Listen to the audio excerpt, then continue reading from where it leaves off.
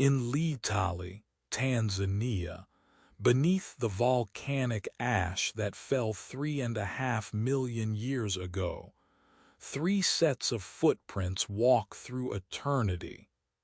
Not human footprints, not quite, but something before human, something becoming human. The prints are preserved in stone now, hardened by time and pressure into testimony that will outlast everything humans have built.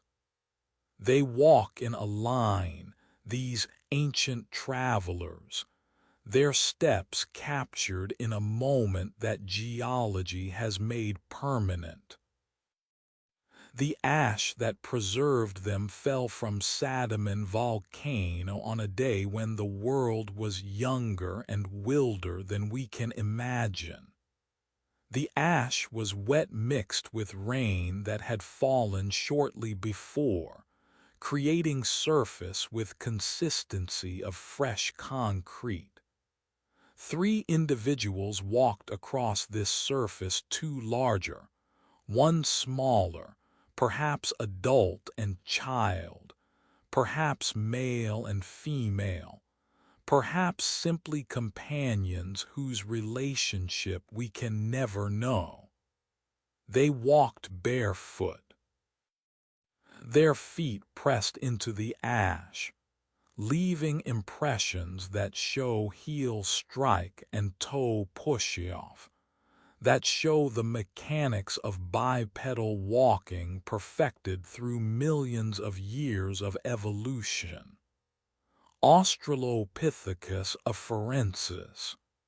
We would name them Lucy's species, after the famous skeleton found in Ethiopia in 1974, after the Beatles' song that played in the excavation camp the night of the discovery.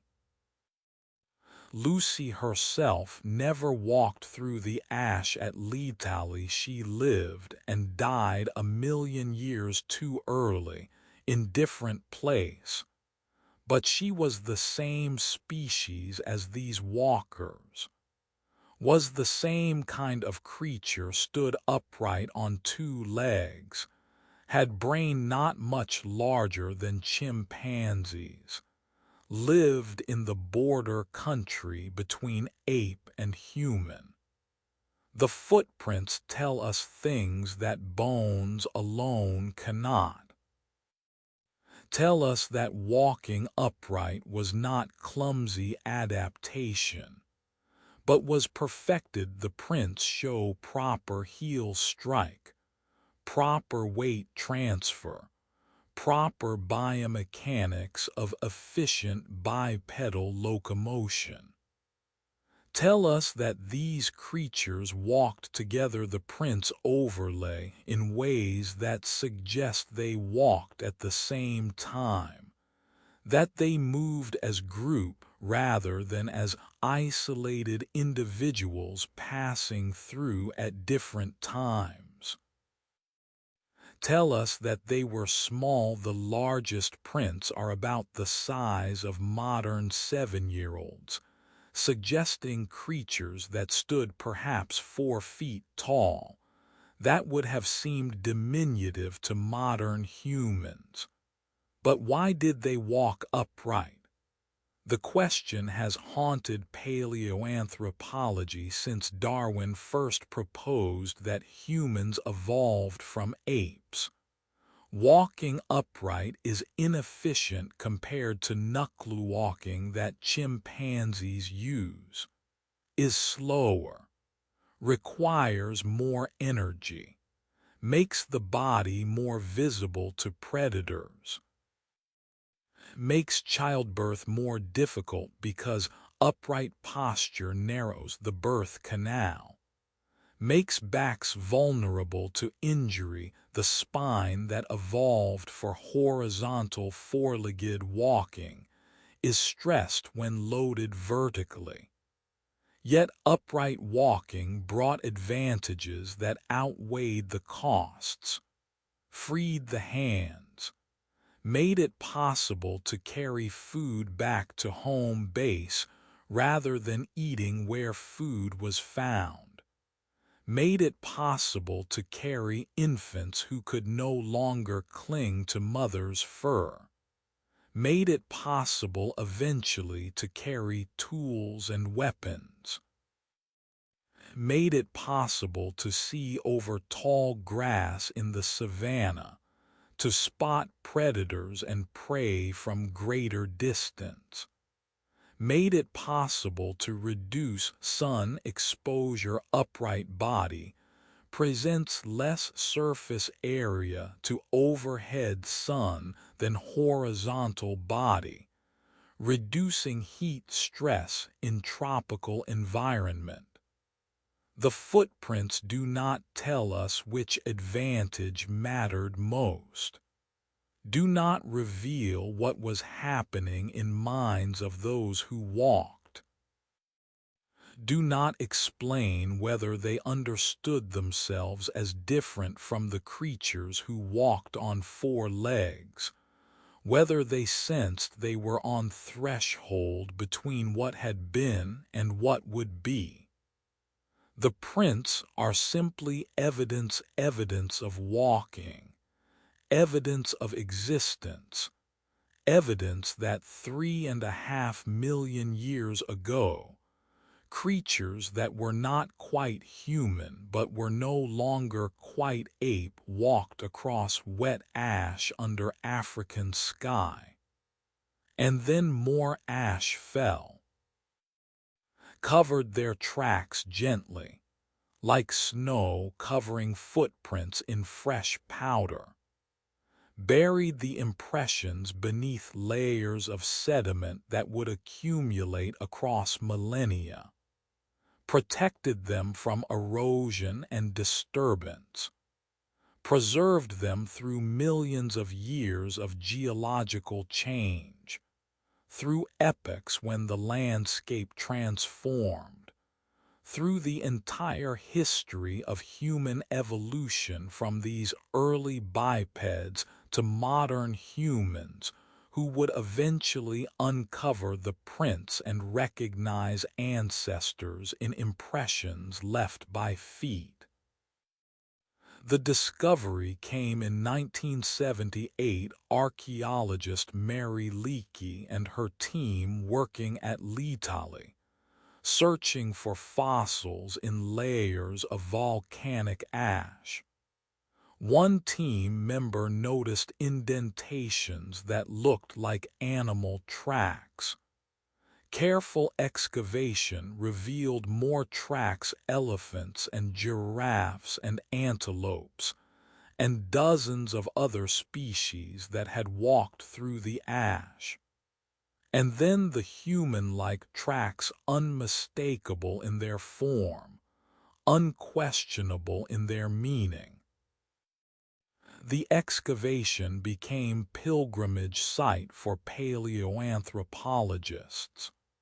The prints were studied from every angle, measured precisely, photographed exhaustively, cast in plaster for preservation and research.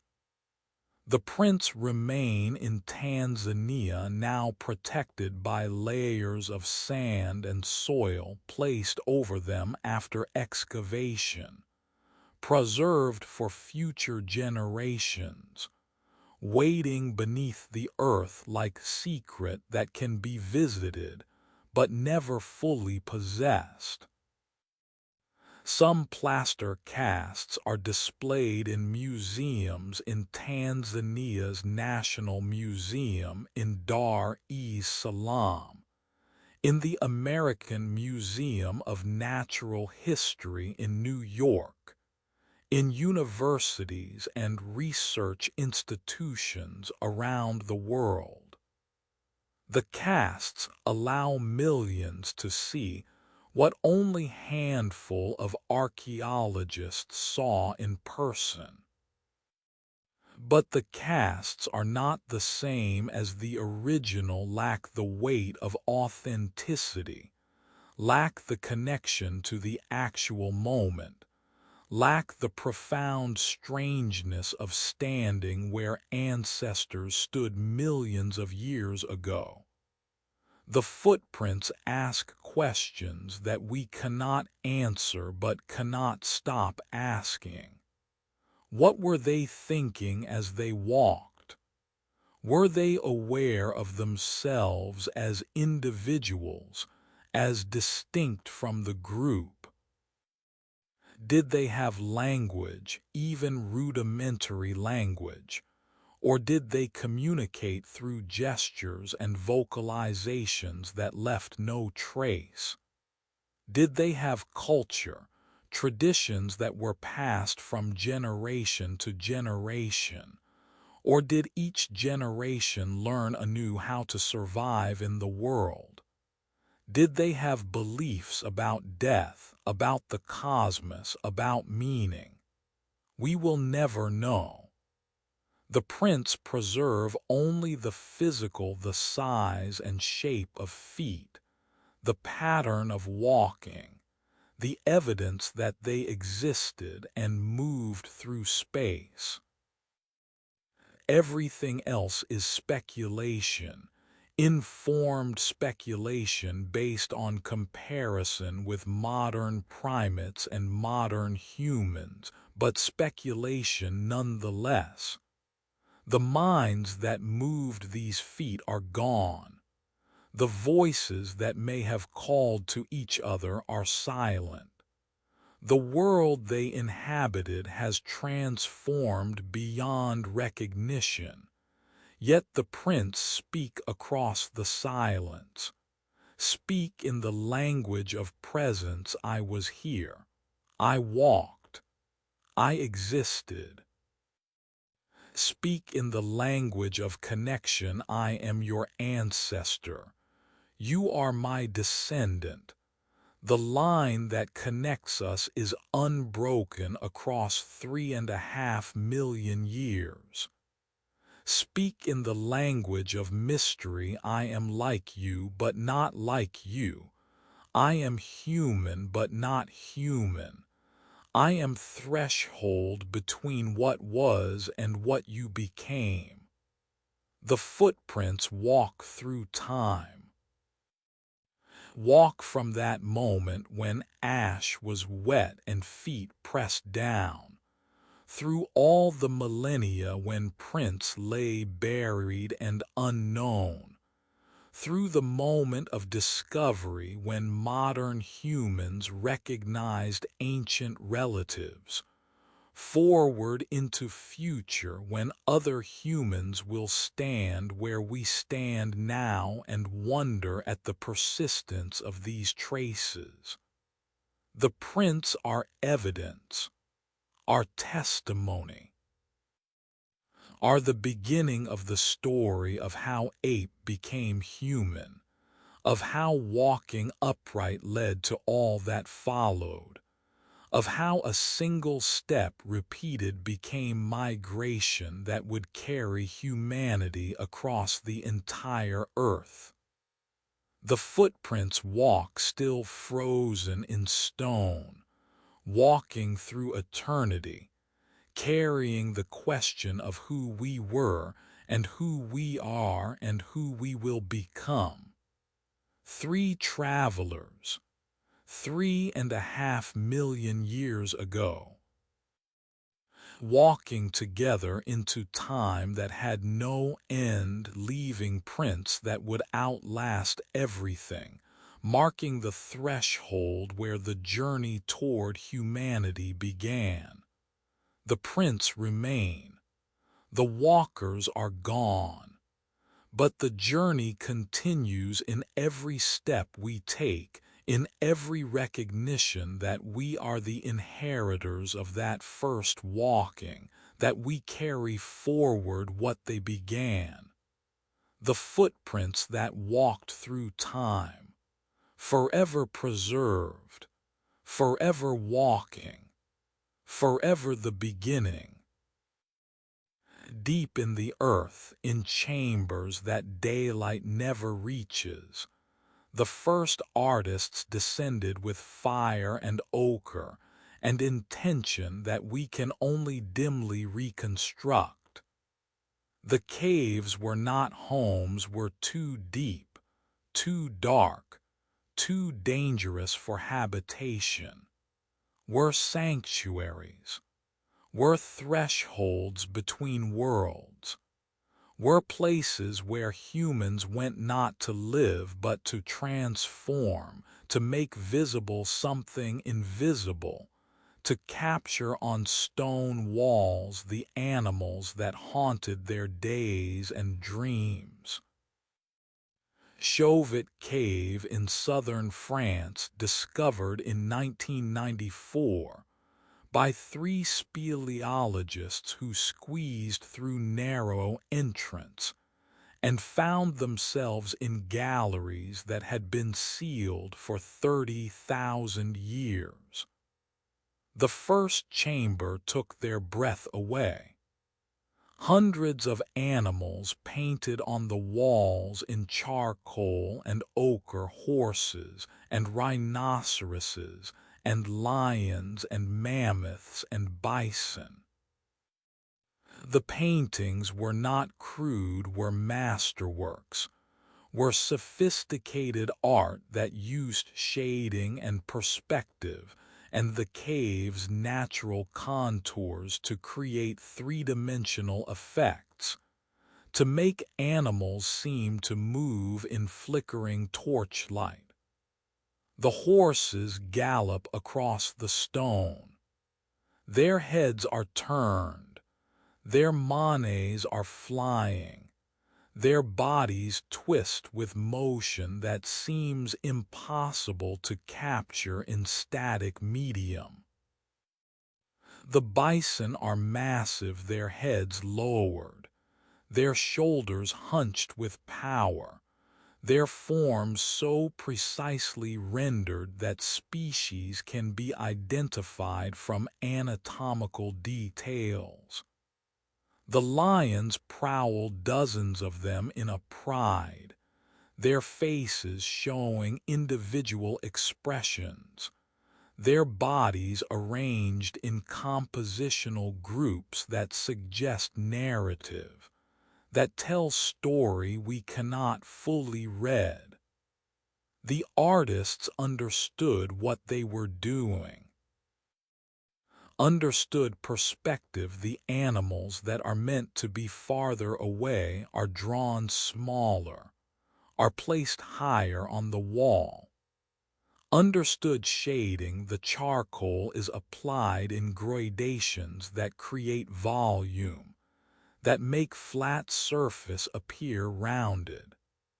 Understood the cave itself used natural bulges in the stone to create animal bodies, used cracks and shadows to define edges, used the three-dimensional reality of the wall to enhance the three-dimensional illusion of the paintings.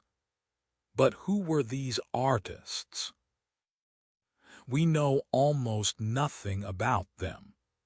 They left no bones in Chauvet. The cave was never inhabited, was visited only for painting, and for whatever ceremonies or rituals the painting served. They left footprints, one child's footprint preserved in soft clay, one torch mark on the wall showing where someone steadied themselves while painting. They left the charcoal from their torch's carbon that can be dated. That tells us the cave was visited multiple times over thousands of years, that generations returned to paint alongside ancestors' work. We do not know why they painted in darkness. The paintings are located deep in the cave, sometimes hundreds of meters from the entrance, sometimes in chambers that required crawling through narrow passages to reach. always in places where natural light could never penetrate. The artists worked by torchlight pine torches that burned for perhaps 20 minutes before needing to be replaced, that created light that flickered and moved, and made the painted animals seem to breathe and shift. The experience of seeing these paintings by torchlight must have been transformative, must have felt like the animals were alive, were present, were spirits called forth from stone.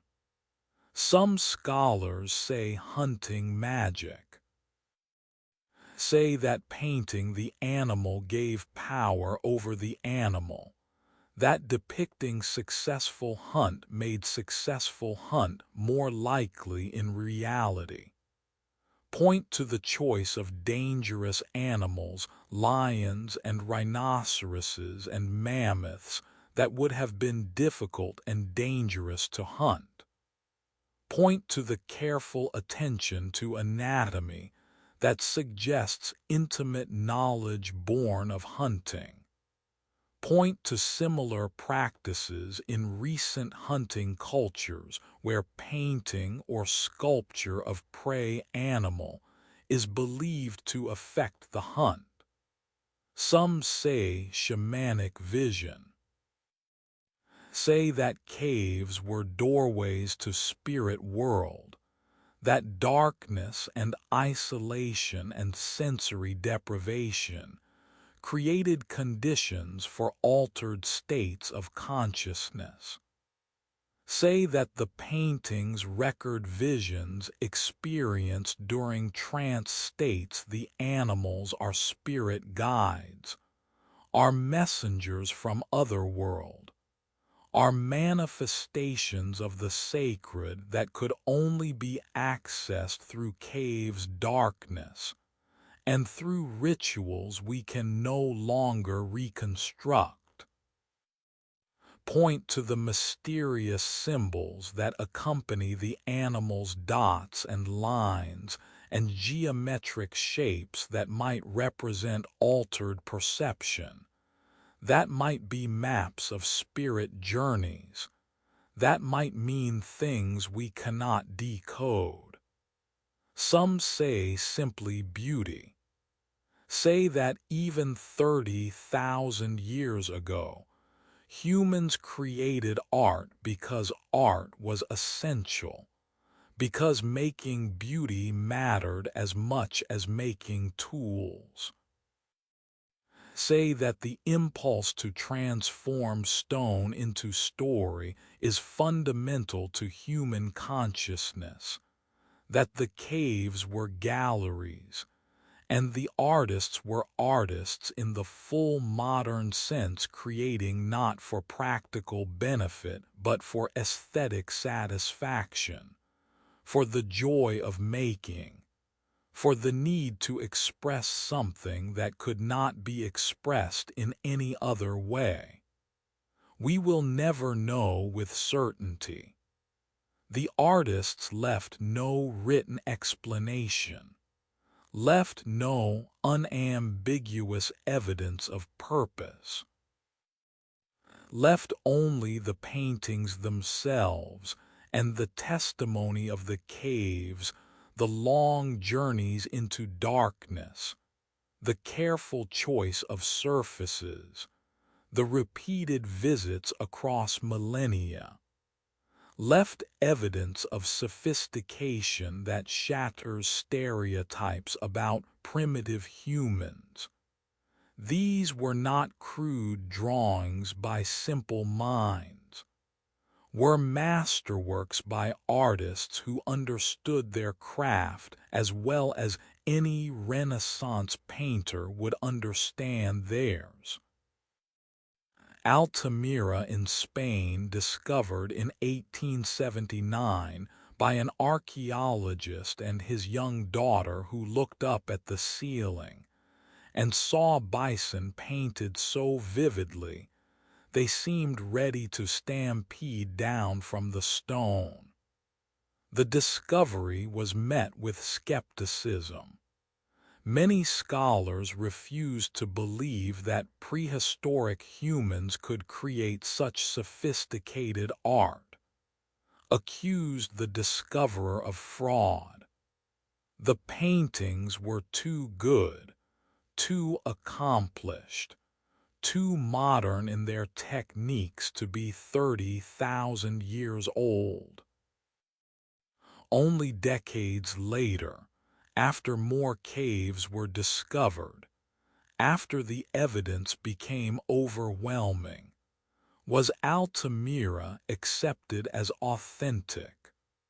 Lascaux in France, discovered by teenagers in 1940 who were exploring after their dog fell into a hole that led to cave entrance. The Hall of the Bulls contains the largest prehistoric paintings ever found, animals more than 17 feet long, painted on ceiling in compositions that seem choreographed. The paintings were so spectacular that Lascaux became tourist destination thousands visited yearly, until the moisture from their breath began damaging the paintings. The cave was closed to public in 1963. Remains closed. Will remain closed forever probably. Can be visited only through replicas, full-scale reconstructions built nearby, where tourists can experience approximation of what the original looks like. The closing of Lascaux teaches hard lesson. Teaches that preservation and access are intention, that the paintings survived 30,000 years sealed in darkness, but cannot survive 20 years of public viewing, that our desire to see must be balanced against need to preserve, that sometimes the only way to protect the past is to keep it hidden, to let it exist in darkness where it has always existed, to accept that some sacred things cannot be made public without being destroyed in the process.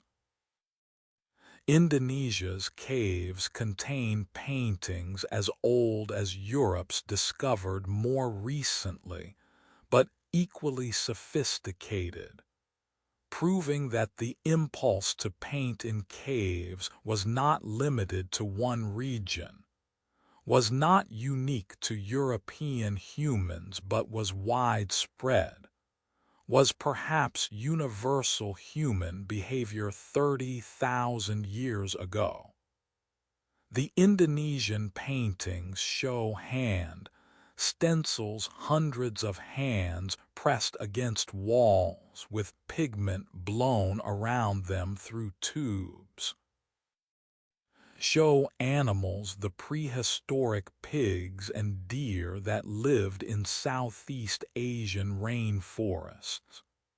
Show that humans on opposite sides of the earth, separated by thousands of miles of ocean, were creating similar art at similar times. The similarity raises questions. Was cave painting invented once and spread through cultural transmission? Or did it arise independently in different places because all humans share cognitive structures that make this kind of expression natural? Did the first cave painters in France know about cave painters in Indonesia or vice versa? Or did they discover the same techniques, the same impulse, the same recognition that stone could hold images, that darkness could become canvas, that shadows could be transformed into spirit. The caves hold their secrets, hold the breath of artists who crawled through narrow passages to reach hidden chambers, hold the soot from torches that burned while paint was applied, hold the silence that has accumulated across millennia, silence broken only occasionally by discoverers and researchers, and the rare visitors who are granted access. Hold the darkness that is not absence but presence, thick darkness that presses close, that makes light precious, that creates conditions where normal perception is altered. When we stand in these caves, in the few that are open, in the many that are closed to preserve what remains, we stand in presence of first known human consciousness that recognized itself as conscious. Stand in presence of minds that knew they could transform stone into story, that knew art was possible, that knew the invisible could be made visible. Stand in presence of the sacred, whatever sacred meant to them, however they understood the relationship between human and animal and spirit and stone. The paintings remain protected now by regulations and restrictions, and the recognition that they are too precious to risk, too important to let them fade, remain as testimony to human creativity that is 30,000 years old but is not primitive. Remain as evidence that art is not luxury but necessity, that making beauty matters, that humans have always needed to transform the world through imagination and skill, and the application of pigment to surface. The cave where shadows became spirit. The darkness that was made luminous. The stone that was transformed into story. Forever painted, forever preserved. Forever testimony that humans 30,000 years ago were not so different from us, had the same needs, the same drives, the same capacity to see beyond immediate survival and to create beauty that would outlast the maker. The caves wait in darkness. The paintings endure. And the spirits of the animals still seem to move when light flickers across stone, still gallop and prowl and breathe, still carry mystery of why they were painted, still witness to consciousness that recognized itself and left these marks so we would know that they existed, that they saw, that they created, that they were human. In a cave in Slovenia, 40,000 years ago, someone carved a flute from the femur of a cave bear. Not roughly carved, precisely crafted with holes drilled at calculated intervals, with mouthpiece shaped to direct air, with attention to detail that speaks of knowledge, of skill, of understanding that sound could be shaped and controlled and made beautiful. The flute is silent now, too fragile to play, too precious to risk damaging. But in that silence lives the echo of all the music that has been lost, all the melodies that moved through ancient camps and never left trace except this single bone pierced with holes. The cave bear femur was good choice for flute making. Was hollow naturally, the marrow cavity providing ready-made sound chamber. Was strong bare bone is dense and durable, could withstand the stress of being carved and played. Was available cave bears were large and numerous in Ice Age Europe, were hunted for food and fur, left bones that could be repurposed. The maker selected a femur of appropriate size long enough to create range of notes, straight enough to drill cleanly, smooth enough to work precisely.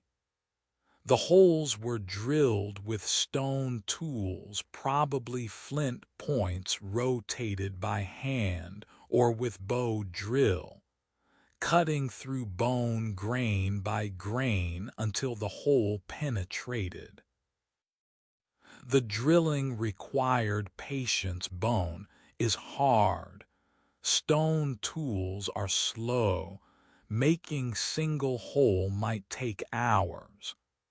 The maker drilled at least 4 holes. The flute is fragmentary, broken at both ends, but the surviving section shows 2 complete holes and evidence of at least 2 more.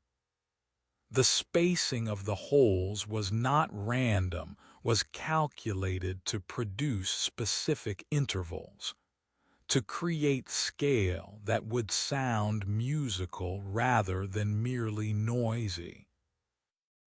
We cannot reconstruct the music that was played on this flute or on others like it that have been found across Europe. Cannot know whether the melodies were simple or complex, whether they were improvised or were traditional tunes passed down through generations, whether they were played for ceremony or entertainment, or simply for the joy of making sound. But we know the music existed. Know that 40,000 years ago, humans were creating melodies, were arranging notes intentionally, were making music that served no immediate survival function, but that fed something else, something that needed feeding as much as bodies needed food. Music is older than the oldest flute. Simple percussion probably came first. Rhythm created by clapping hands or striking stones together or beating on hollow logs. Rhythm is fundamental, appears in all human cultures, appears even in infants who respond to musical beats before they can speak, appears to be wired into neural structures that evolved for reasons we don't fully understand. But melody is different, requires pitch perception, requires memory of note sequences, requires understanding that sounds can be arranged into patterns that create emotional responses. The flute represents cognitive sophistication, represents understanding of acoustics, that shorter tubes produce higher pitches, that holes placed at specific positions allow different notes, that breath pressure affects tone and volume. Represents planning. The work of making flute took hours or days. The maker had to envision the finished instrument before beginning, had to know what they were trying to create. represents culture flute-making knowledge had to be transmitted. Someone had to teach the maker, or the maker had to learn through observation and experimentation. The skill accumulated across generations. Music serves many functions in human societies. Serves as entertainment pleasure for its own sake, beauty that exists because humans value beauty. Serves as communication, songs carry information, teach lessons, preserve histories in cultures without writing. Serves as bonding group, singing creates synchrony, creates emotional resonance, strengthens social ties. Serves as ceremony, marks important occasions, accompanies rituals, connects participants to sacred. Serves as expression, allows articulation of emotions that words cannot capture, provides outlet for feelings that have no other form. Which function did the flute serve 40,000 years ago? Probably all of them. Probably music was already deeply woven into human life, already serving multiple purposes simultaneously. The flute might have been played around evening fires, entertainment during long winter nights when darkness came early, and there was little to do but gather for warmth and companionship. Might have accompanied ceremonies, births and deaths, and coming-of-age rituals that marked life's transitions. Might have been used for courtship, demonstrating skill, creating beauty, attracting mates through musical ability as songbirds attract through song. Other flutes have been found in Germany and in France and scattered across sites where humans lived during Ice Age. Most are made from bird bones, hollow wing bones of swans or vultures that are naturally suited for flute making, that require less work to transform into instruments.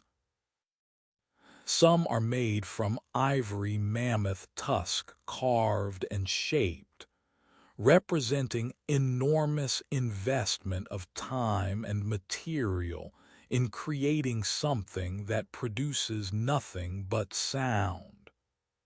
The variety of materials suggests that flute making was widespread practice, was not isolated invention, but was common knowledge shared across populations.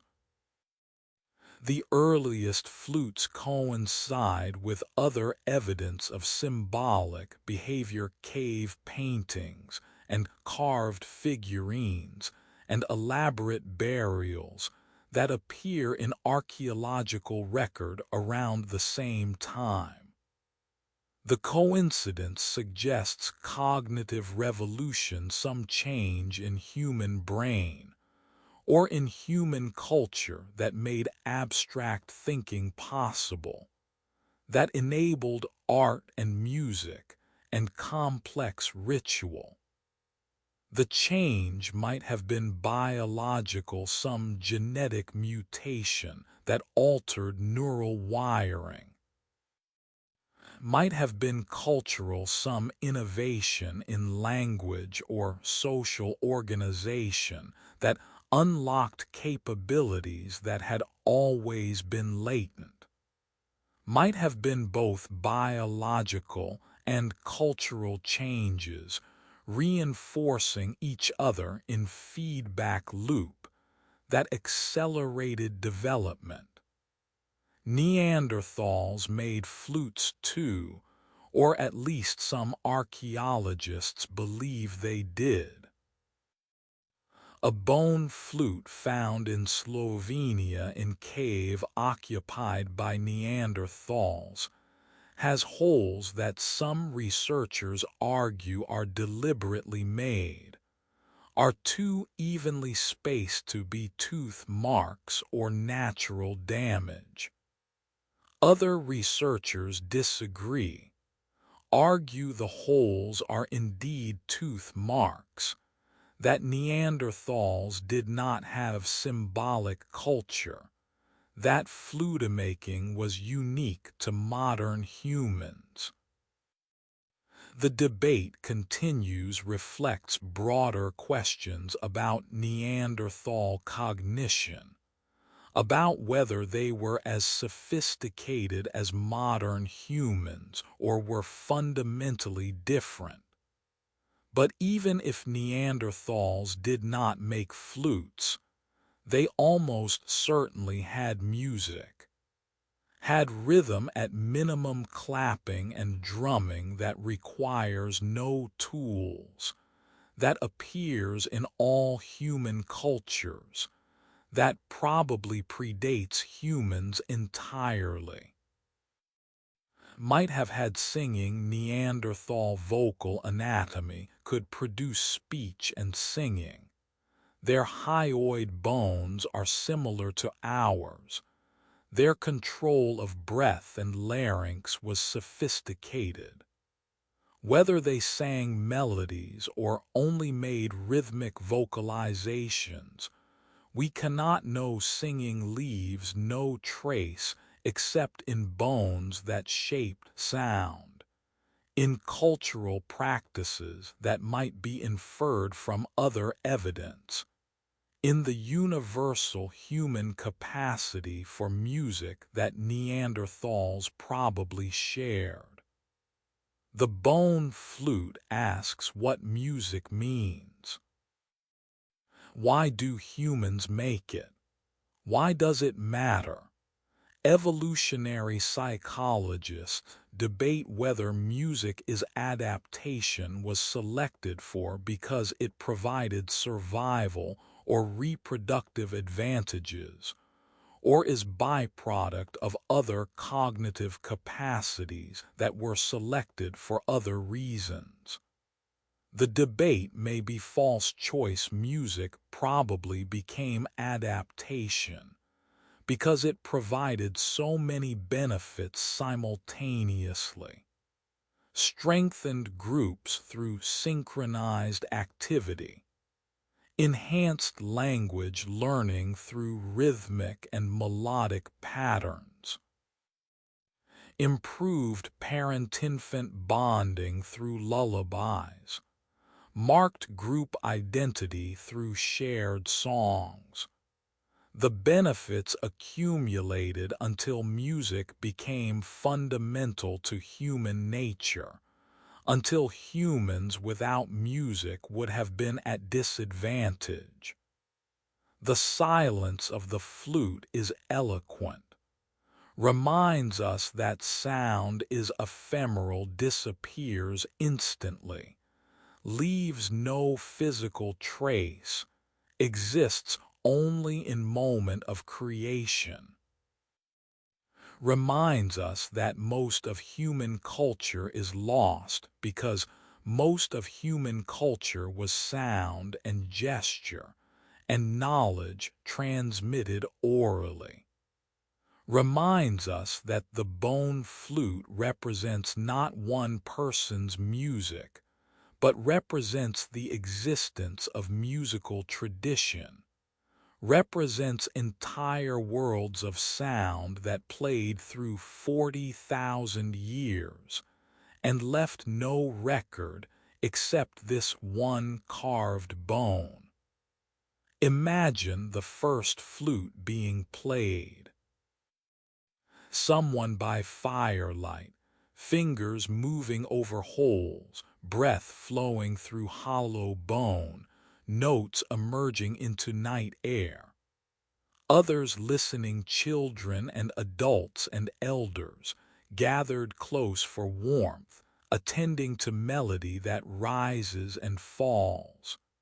The music might be haunting minor key perhaps, echoing the loneliness of Ice Age nights, might be joyful celebrating successful hunt or the return of spring, might be mournful commemorating loss, expressing grief through sound.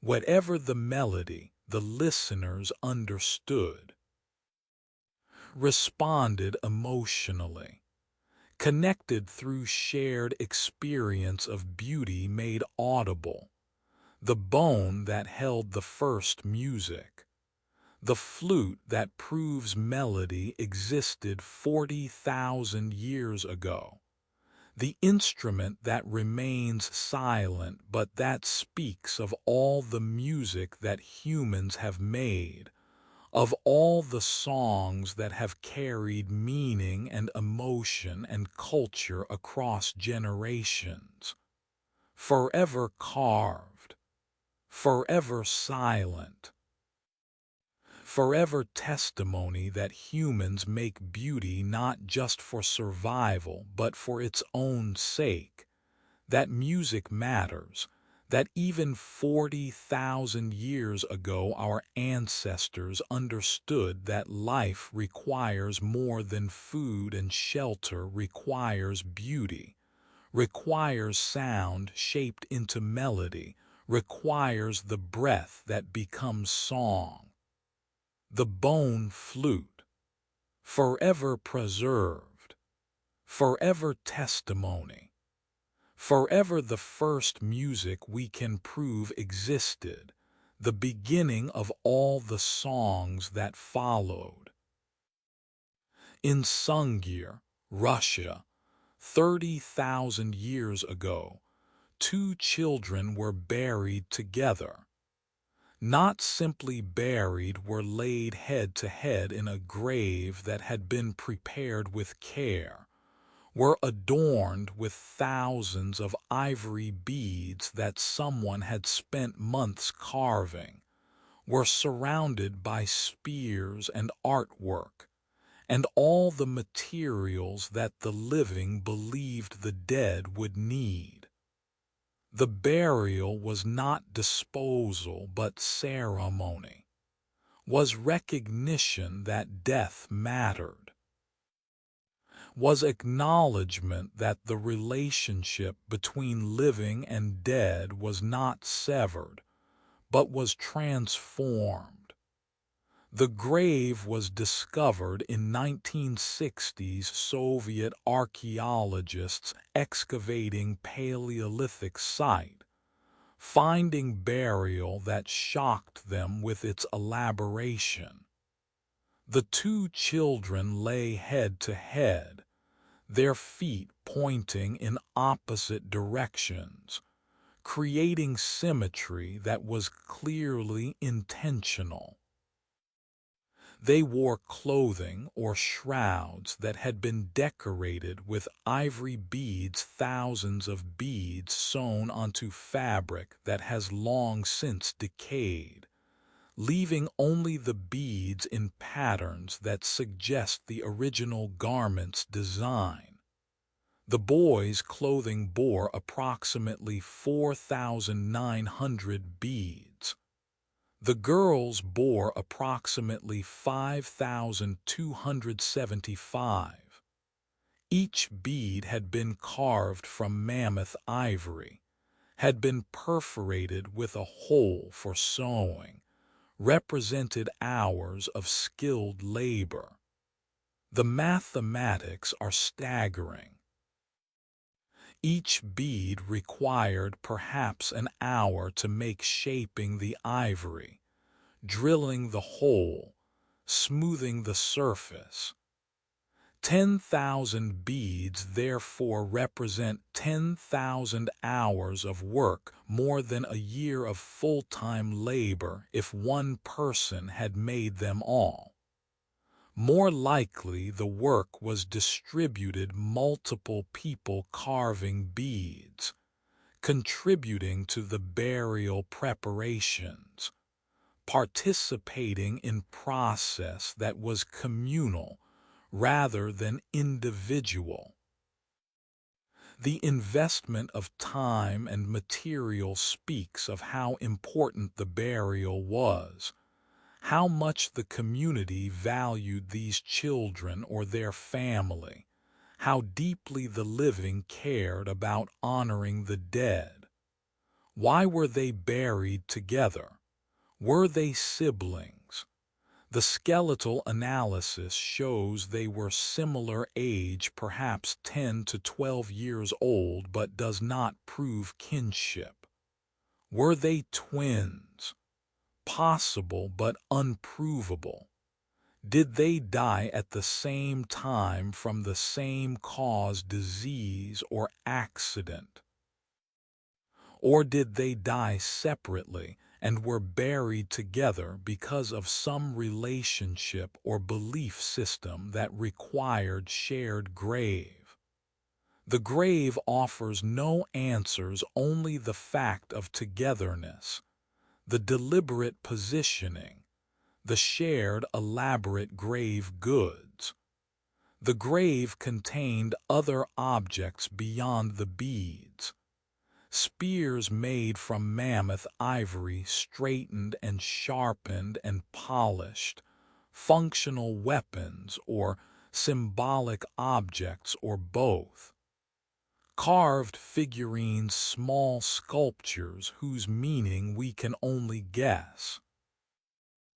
A human femur filled with ochre red pigment that was used across Paleolithic world for body painting and burial rituals, that might have symbolized blood or life or rebirth. The objects were not random, were chosen deliberately, were placed with intention, were part of ceremonial practice that had meaning within the culture that performed it. This was not the first human burial.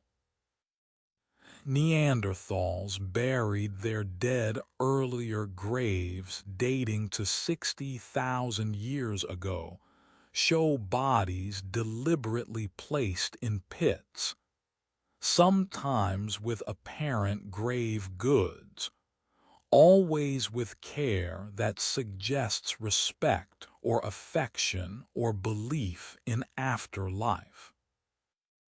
The Neanderthal burials are simpler than Sungir, no elaborate beadwork, no extensive grave goods, but show the same fundamental recognition that death requires marking, that the dead deserve more than abandonment, that burial is cultural practice that separates humans from animals.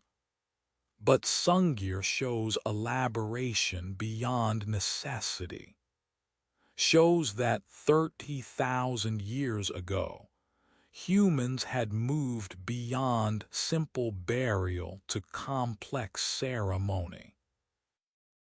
The beads required not just skill, but planning. Someone had to decide that the burial required thousands of beads, had to organize the carving, had to coordinate the creation of garments, had to manage the logistics of acquiring ivory and drilling holes and sewing beads to fabric.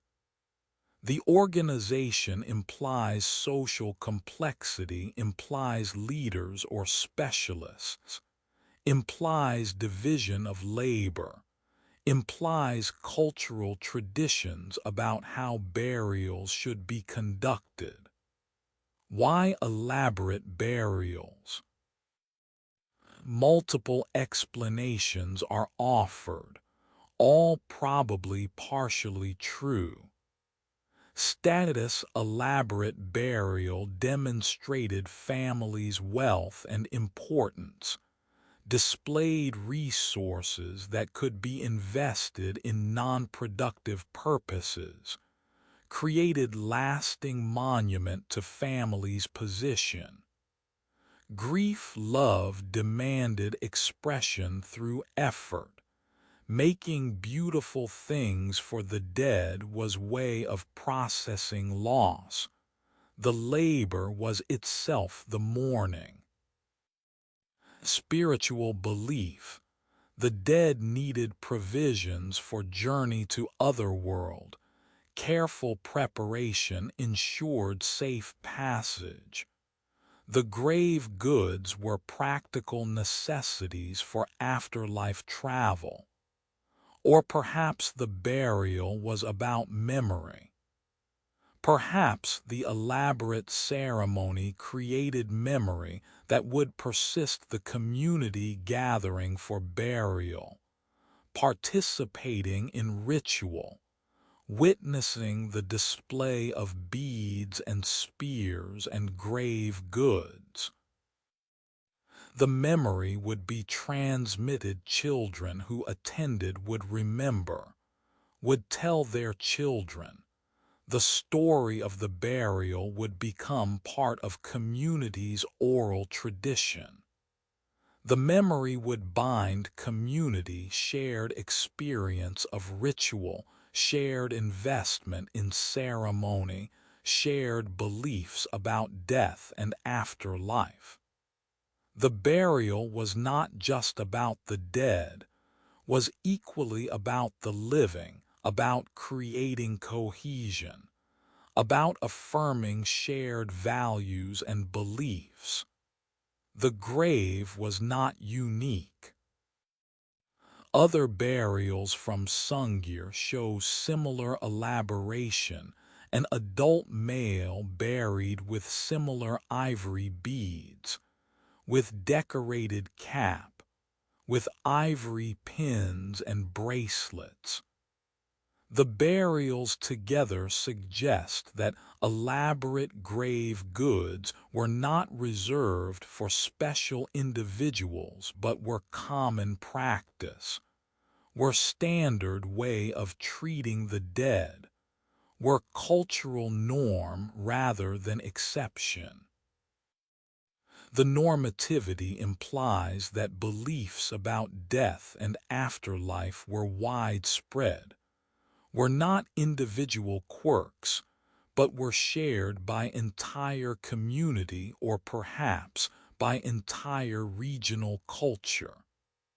Other elaborate Paleolithic burials have been found across Europe and beyond. The Red Lady of Paviland in Wales, actually, a young man despite the name, buried 26,000 years ago, covered in red ochre, buried with ivory rods and shells, and all the materials for elaborate ceremony. The burials at Dolní Věstonice in Czech Republic, multiple individuals buried with grave goods, with evidence of ceremonial fire, with careful positioning that suggests ritual significance. The elaboration appears wherever archaeologists find Paleolithic burials, appears to be universal human practice, appears to be fundamental to how humans understand death. What did they believe about afterlife? We can only speculate. Perhaps they believed the dead traveled to another world, a spirit world that existed alongside physical world, that required provisioning, that the living could effect through proper burial. Perhaps they believed in reincarnation, the dead would return in new bodies. The grave goods would somehow transfer with them, or would honor them in preparation for return. Perhaps they believed the dead remained present, became ancestors who watched over the living, who required honor and gifts, who could bless or curse depending on how they were treated. Or perhaps they believed nothing specific about afterlife, but buried elaborately because doing so felt right, felt necessary, felt like the appropriate response to loss.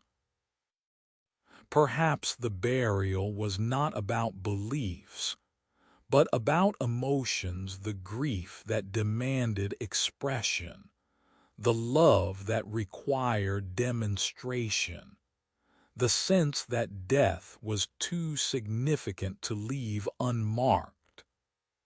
Perhaps the elaborate burial was humans' first attempt to impose meaning on mortality, to assert that death was not simply biological cessation, but was transition that had cultural and perhaps cosmic significance.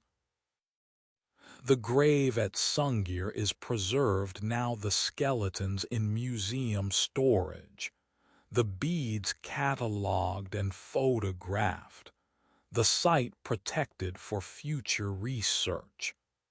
But the meaning is not preserved, cannot be extracted from bones and beads and careful documentation.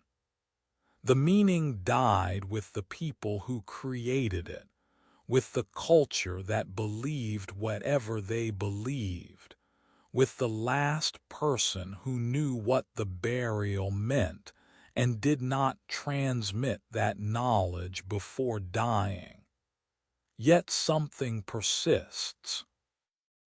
Something in the care taken, in the hours invested, in the deliberate positioning and elaborate decoration speaks across 30,000 years, speaks of recognition that death matters, speaks of belief that the dead deserve honor, speaks of refusal to accept that death ends everything. The body may die, but something persists, if only in memory, if only in the minds of those who remain, if only in the elaborate burial that says, "You mattered, you were loved, you will be remembered."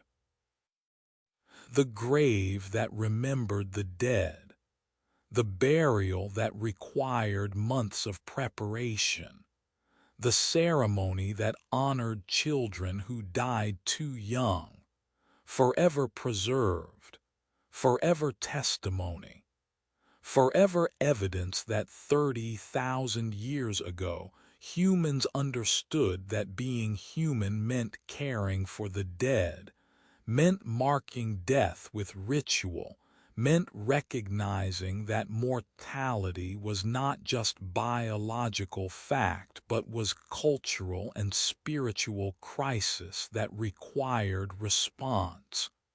The grave remains. The children are gone.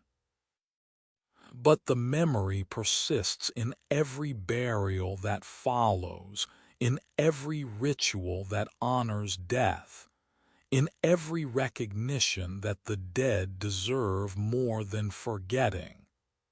The grave, forever remembering, forever testimony that humans have always understood that death is not the end of relationship, that the dead remain present in memory and in ceremony, and in the elaborate graves that say, "You were here, you existed, you mattered."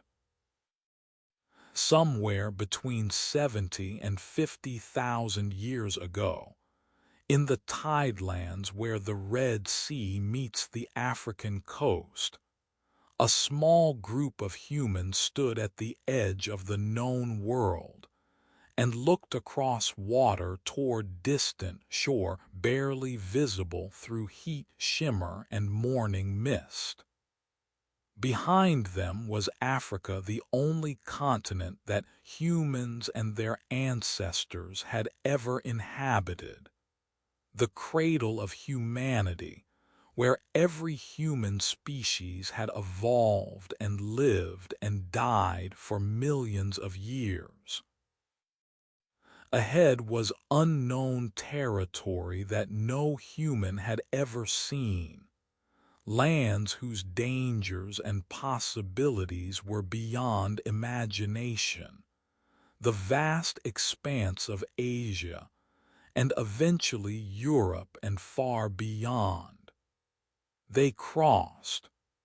We know they crossed because we are here, because every human alive today whose ancestors left Africa carries genetic markers that trace back to this exodus, to this moment when small population walked or sailed across narrow strait that separated continents.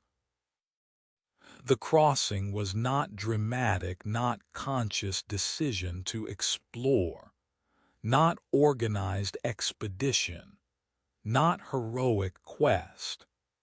Was probably drift groups following coastline, moving gradually eastward along shores, crossing the Red Sea without necessarily knowing they were leaving Africa, finding themselves in Asia through accumulation of small movements rather than through single deliberate journey.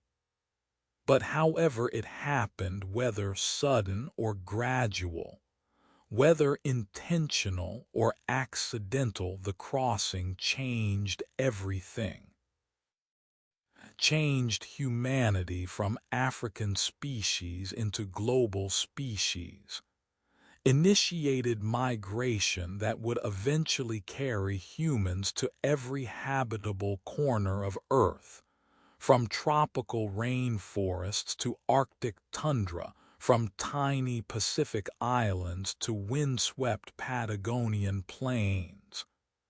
Began the diaspora that would create all the diversity of human cultures and languages and physical forms that exists today. Why did they leave? The question haunts migration studies. Africa was familiar, was home.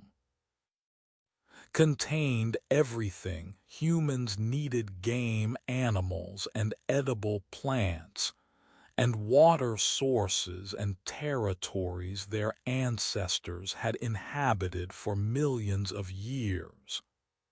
Leaving meant abandoning familiarity for uncertainty, trading known dangers for unknown possibilities, risking that new territories might not support human life, or might contain threats that African experience had not prepared them for. Population pressure is common explanation.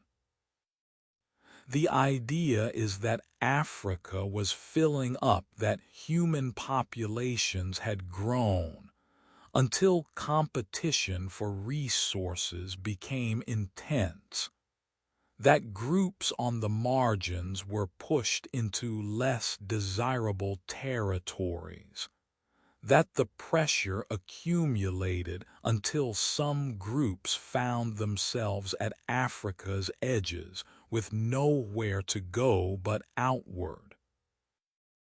The explanation is plausible but unprovable. We cannot reconstruct Ice Age population densities with enough precision to know whether pressure was real, or whether leaving was choice made for other reasons.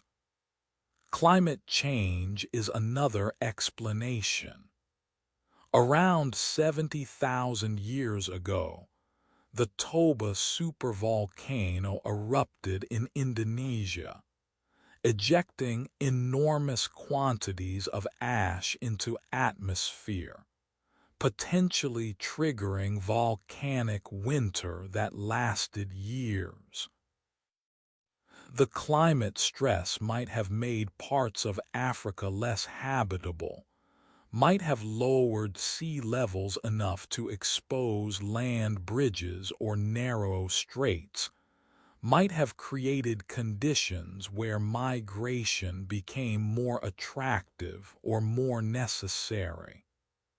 But the timing is uncertain. The Exodus might have preceded Toba, or might have followed it by thousands of years. The connection is speculative. Curiosity is often dismissed but should not be. Humans are curious, want to see what lies beyond horizon, want to explore, want to know what exists in territories not yet visited. The drive might seem impractical when survival is difficult, but curiosity is deeply human, is part of what makes us human, might have been selected for because groups that explored found new resources and opportunities that stay-at-home groups never discovered. Perhaps some groups left Africa simply because they wondered what lay beyond, because the distant shore beckoned, because the urge to see what was there overcame the caution that said staying was safer. The genetics tell us that the exodus involved small population, perhaps a few hundred people, perhaps fewer. The number is derived from genetic diversity.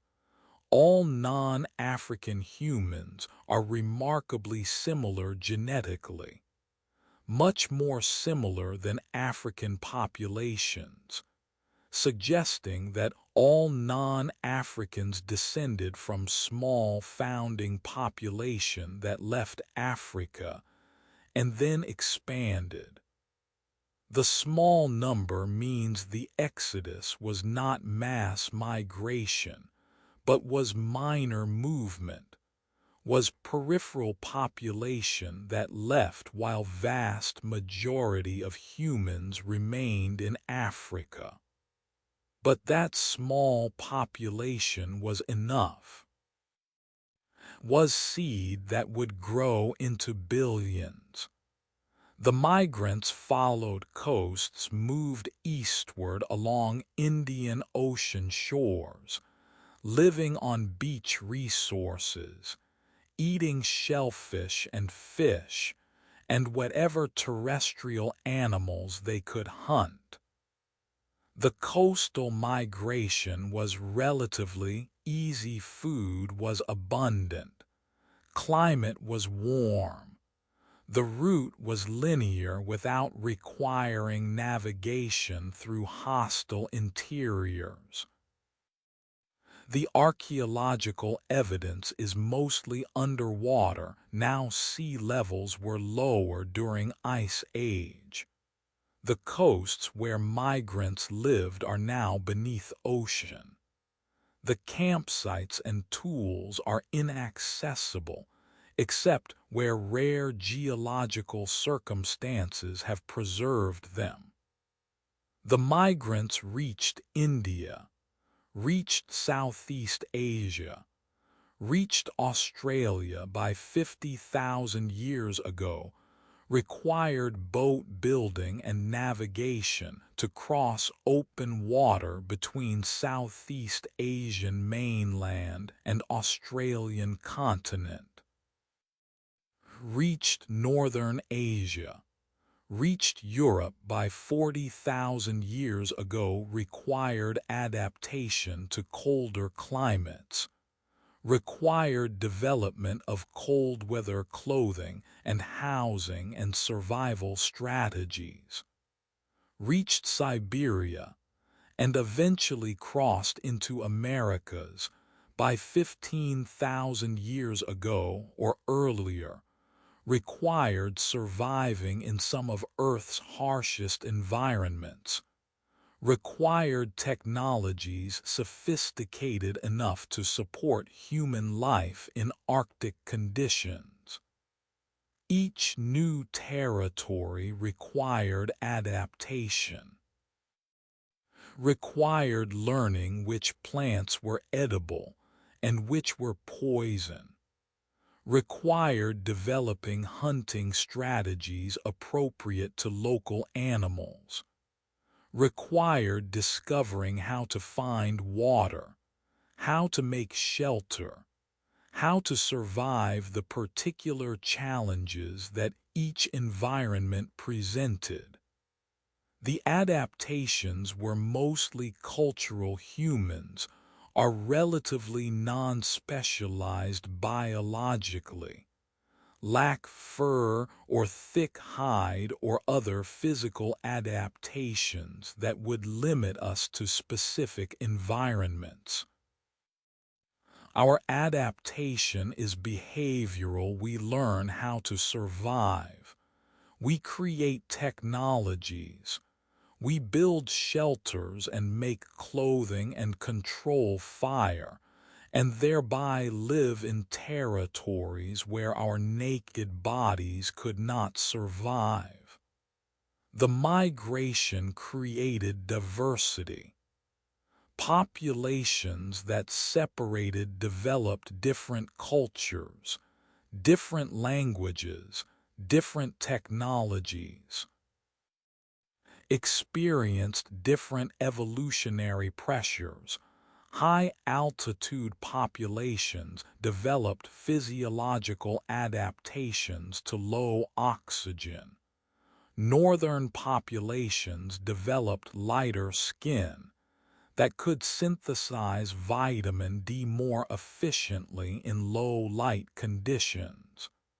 Various populations developed resistance to local diseases. The diversity accumulated over thousands of years of separation, created the variety of human forms and cultures that exists today. But the separation was never complete. Populations remained in contact through trade and intermarriage and migration. Ideas and technologies and genes flowed between groups continuously. The human family tree is not tree, but network branching and rejoining constantly, creating relationships too complex to be captured in simple diagrams, demonstrating that humans have always been one species despite geographic separation and cultural diversity. The migration continues. Humans are still moving, still migrating from continent to continent, from country to country, still following opportunities, still fleeing dangers, still carrying forward the restlessness that made the first exodus possible. We are migrants still, are the children of those who walked out of Africa, are inheritors of curiosity and courage and adaptability that made global humanity possible.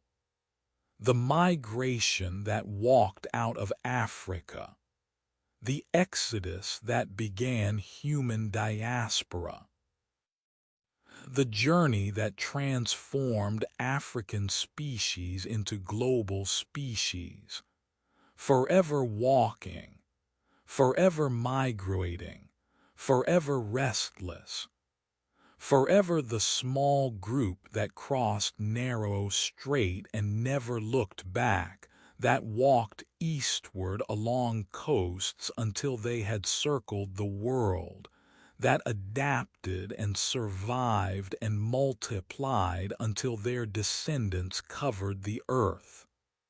The journey continues. The migration persists.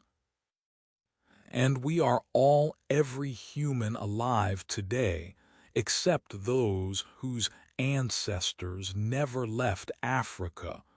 We are all the children of Exodus, the descendants of migrants, the inheritors of journey that began 50,000 years ago and continues still. In caves across the world scattered through continents that would not be named for thousands of years, hidden in limestone chambers that daylight never reaches, preserved in conditions that only accident and geology could create, hands appear on walls. Not painted hands depicting human form, not representations or symbols or abstractions, but negative images, silhouettes. The actual hands of actual people pressed against actual stone, while pigment was blown around them through hollow bones or reeds, creating outlines that would persist for 40,000 years. The technique was simple. Place hand flat against cave wall. Mix pigment ochre or charcoal or manganese with water or animal fat to create paint. Fill mouth or hollow tube with the mixture. Blow the pigment around the hand, creating mist that settles on stone but not on hand. Remove hand. The result is hand-shaped void surrounded by color-negative image where absence creates presence, where what is not painted defines what is seen. The hands speak across millennia in gesture older than language, more universal than words. They say, "I was here." Say, "I existed." Say, "I am human like you are human. Look, my hand matches yours. My fingers spread the same way. The span of my palm is the same as your palm." They say, "Remember me," in the most direct way possible, not through symbol that requires interpretation, not through representation that might be misunderstood, but through actual mark left by actual flesh pressed against actual stone. The hands appear in Chauvet Cave in France alongside the magnificent animal paintings, on walls and ceilings, creating gallery of human presence that accompanies the bestiary. Appear in El Castillo Cave in Spain dated to 40,000 years ago, making them among the oldest known art in Europe. Appear in caves in Indonesia, proving the practice was not European invention, but was widespread, was perhaps universal human behavior. Appear in Argentina, proving the practice reached the Americas, proving that humans separated by thousands of miles and thousands of years were making the same gesture, pressing hands to stone and saying, "I was here." Some hands are whole 5 fingers spread, thumb extended, palm flat against stone. Some are missing fingers, whether from injury or from ritual amputation or from deliberate gesture. We cannot know. Some researchers suggest the missing fingers are not missing, but are bent held against palm deliberately to create different shapes, to communicate meanings through hand signs that have no written record. Other researchers argue the fingers are truly missing, that some cave painters had lost digits to frostbite or hunting accidents, or to intentional removal performed for ritual purposes unknown to us. Some hands are large adult hands, probably male based on size and proportion. Some are small children's hands, women's hands, creating record of who was present in caves, who participated in whatever ceremonies or practices the hand marking served.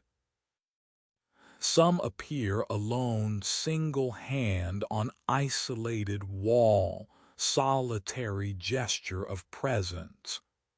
Some appear in clusters, dozens of hands overlapping, creating palimpsests where one generation marked stone and later generation marked again, where individual hands become collective presence. The hands were made by individuals, but they speak collectively. Speak of community, the people who descended into caves together, who participated in ritual that involved multiple people, who witnessed each other's marking and added their own marks to the collection. Speak of continuity, the caves were visited repeatedly across centuries or millennia. The hand marking was tradition passed from generation to generation, each new visitor adding to the accumulation. Speak of connection between the markers and us, between past and present, between the moment when hand pressed stone and the moment when we press our own hand against the same surface and feel the alignment. When visitors to these caves place their own hands against the ancient silhouettes where it is permitted, where modern conservation allows careful touching, sometimes the hands match. The span is identical. The fingers align perfectly. The thumb reaches to the same point. In those moments, 40,000 years collapse. Time folds. The cave painter becomes present not as abstract ancestor, but as individual whose hand was as real as ours, whose fingers were the same length, whose gesture of marking stone is identical to our gesture of remembering them. The matching is profound, is recognition that transcends intellect, that operates at level of body and instinct, and the immediate understanding that comes when two hands align across time. The cave painter was not primitive human whose consciousness was different from ours. Was person exactly like us, had the same hand, the same span, the same 5 fingers and opposable thumb that define human manipulation, had the same need to mark presence, to say, I existed, to leave trace that would outlast the body. But why hands? Why this particular image among all the images that could have been created? The hands are not art in the sense that animal paintings are art, are not representations of something else, are not depicting hands but are presenting hands, are the hands themselves, are the most direct possible record of individual human presence. The hands are not symbols requiring interpretation, are not metaphors or abstractions, are actual traces left by actual bodies in actual moment of marking. Perhaps the hands were signatures, were the Paleolithic equivalent of writing one's name, the individual claiming authorship, saying, "I made this," or "I witnessed this," or simply, "I was here when this happened." Perhaps the hands were part of initiation ceremonies, adolescents descending into caves as part of coming-of-age ritual, marking their transition to adulthood by pressing hand to stone and being witnessed by community. Perhaps the hands were prayer raised in gesture of supplication or blessing, captured on stone as permanent offering to whatever powers the caves represented. Or perhaps the hands were simply presence, were assertion of existence without requiring justification or explanation.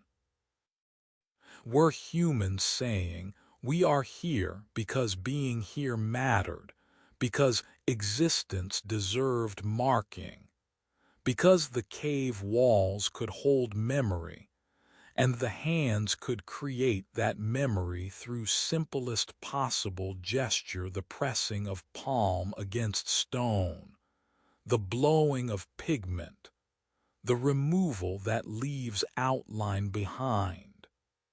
The hands are vulnerable in ways that animal paintings are not. The pigment is delicate, can be damaged by touch, by moisture, by the carbon dioxide that modern visitors exhale.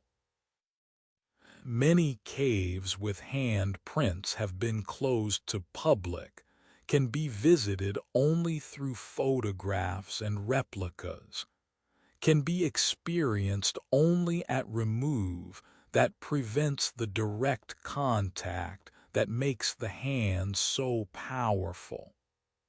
The closing is necessary, preservation requires it. The hands cannot survive thousands of modern touches after surviving 40,000 years in darkness. But the closing is also loss, prevents the alignment of ancient hand with modern hand, prevents the direct connection that makes time collapse. Some caves have built replicas, full-scale reproductions, where visitors can place hands against simulated stone and see how they align with ancient silhouettes.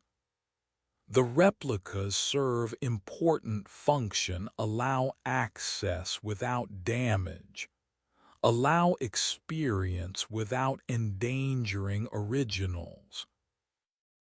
But replicas are not the same, lack the authenticity, lack the actual stone that actual hands touched, lack the direct connection to moment of creation.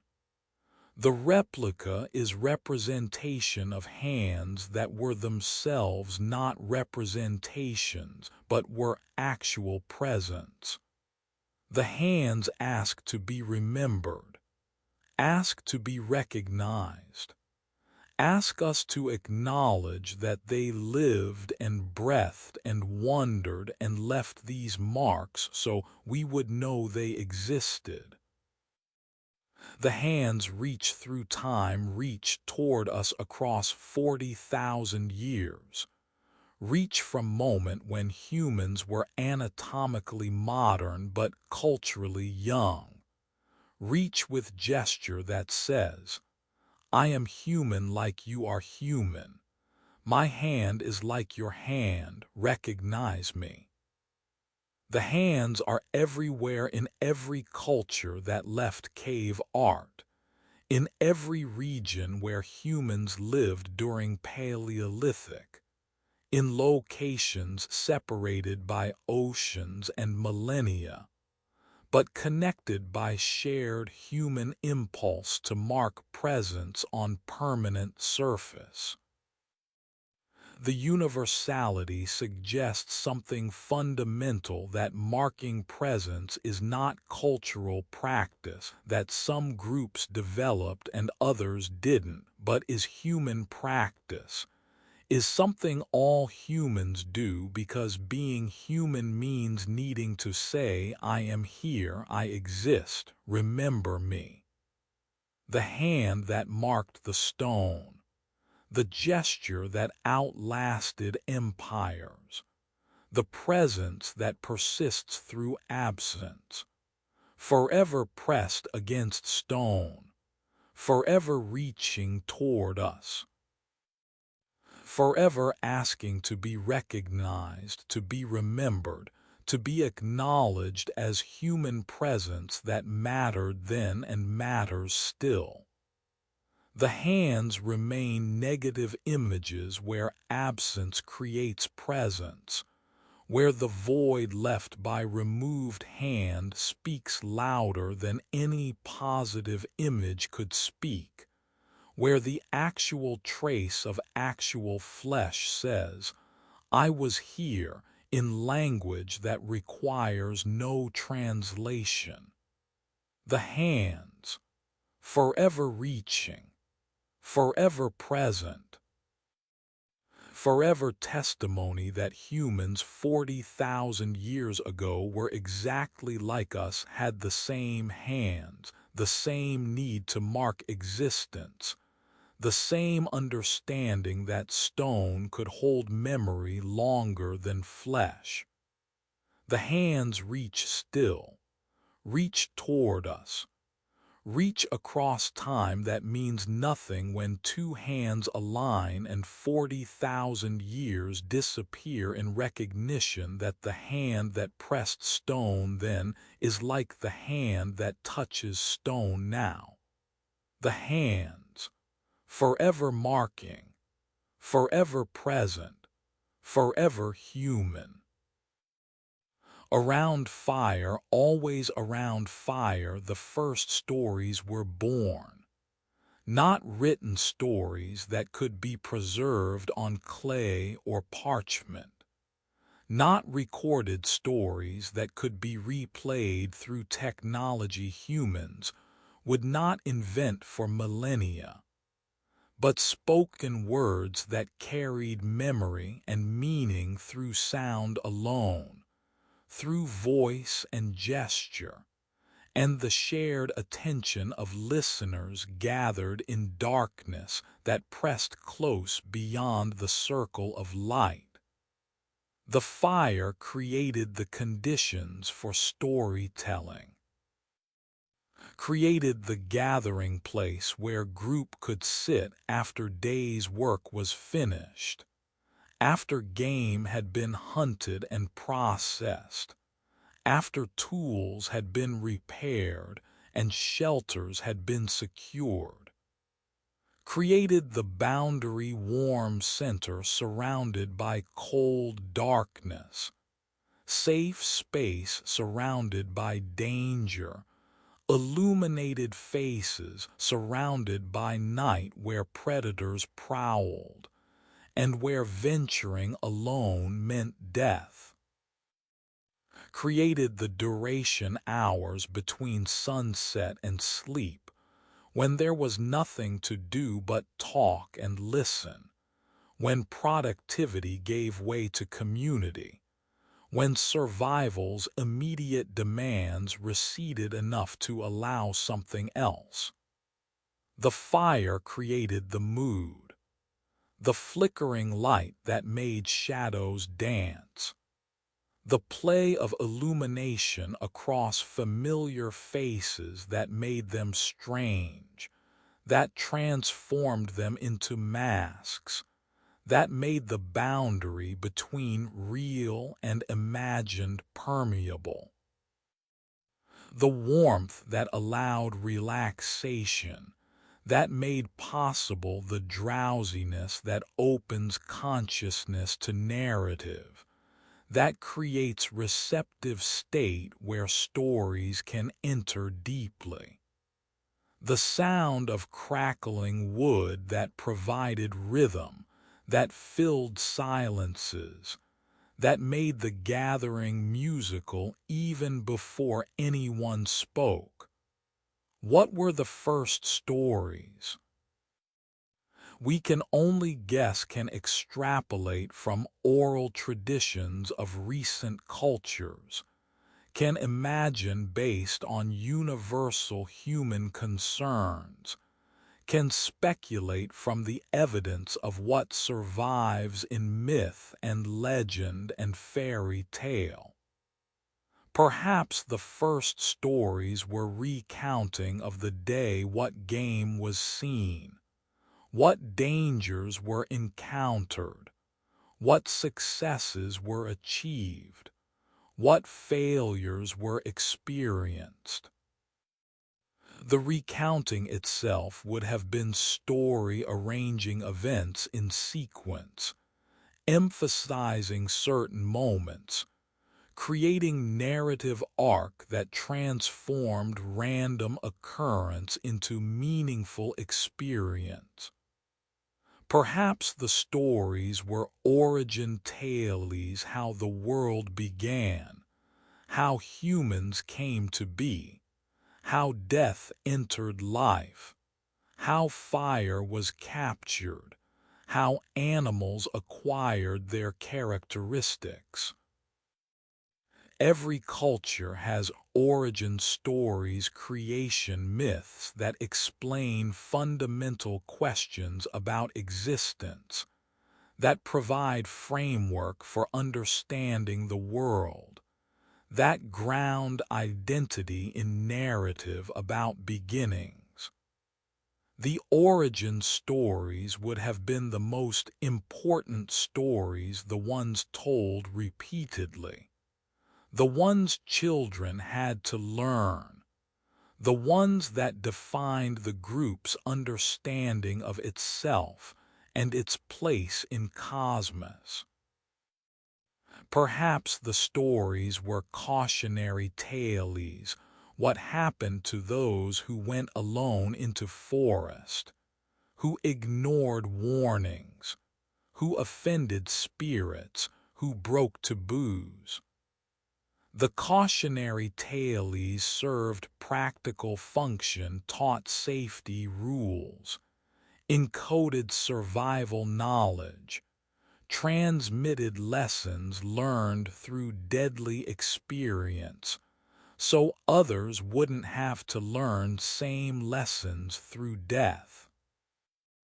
But cautionary tales served deeper function too, created moral framework, defined right and wrong behavior, established consequences for actions, made abstract principles concrete through narrative. Perhaps the stories were hero tales, the great hunter, the brave warrior, the clever trickster who solved impossible problems through wit or courage or luck.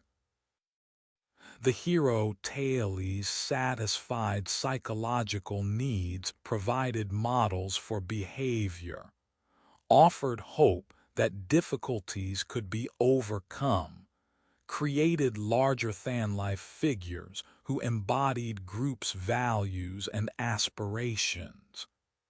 The heroes were probably based on real people, exceptional hunters or warriors or leaders, whose achievements were remembered and embellished and transformed through retelling until they became legendary.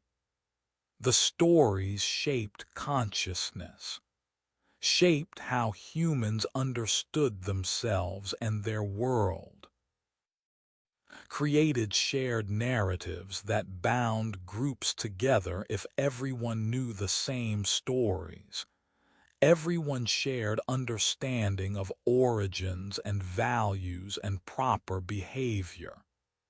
Created identity.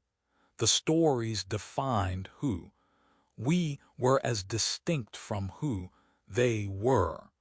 Created boundaries between in-group and out-group. Created memory stories, preserved knowledge across generations, transmitted crucial information through mnemonic structures that made remembering easier. Language itself may have evolved partly to enable storytelling. The grammatical complexity that language requires serves practical communication, allows coordination of hunting and gathering, allows sharing of information about resources and dangers.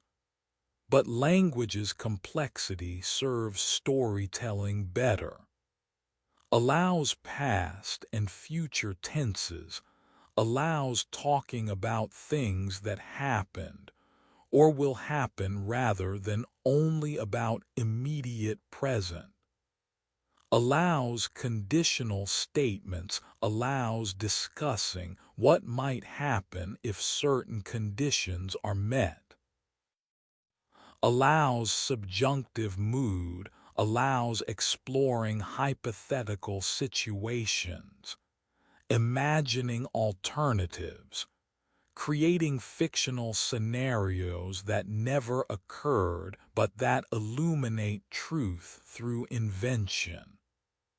The once upon a time that signals entry into narrative space, the phrase, or its equivalent that appears in every language and culture, creates permission to suspend normal rules.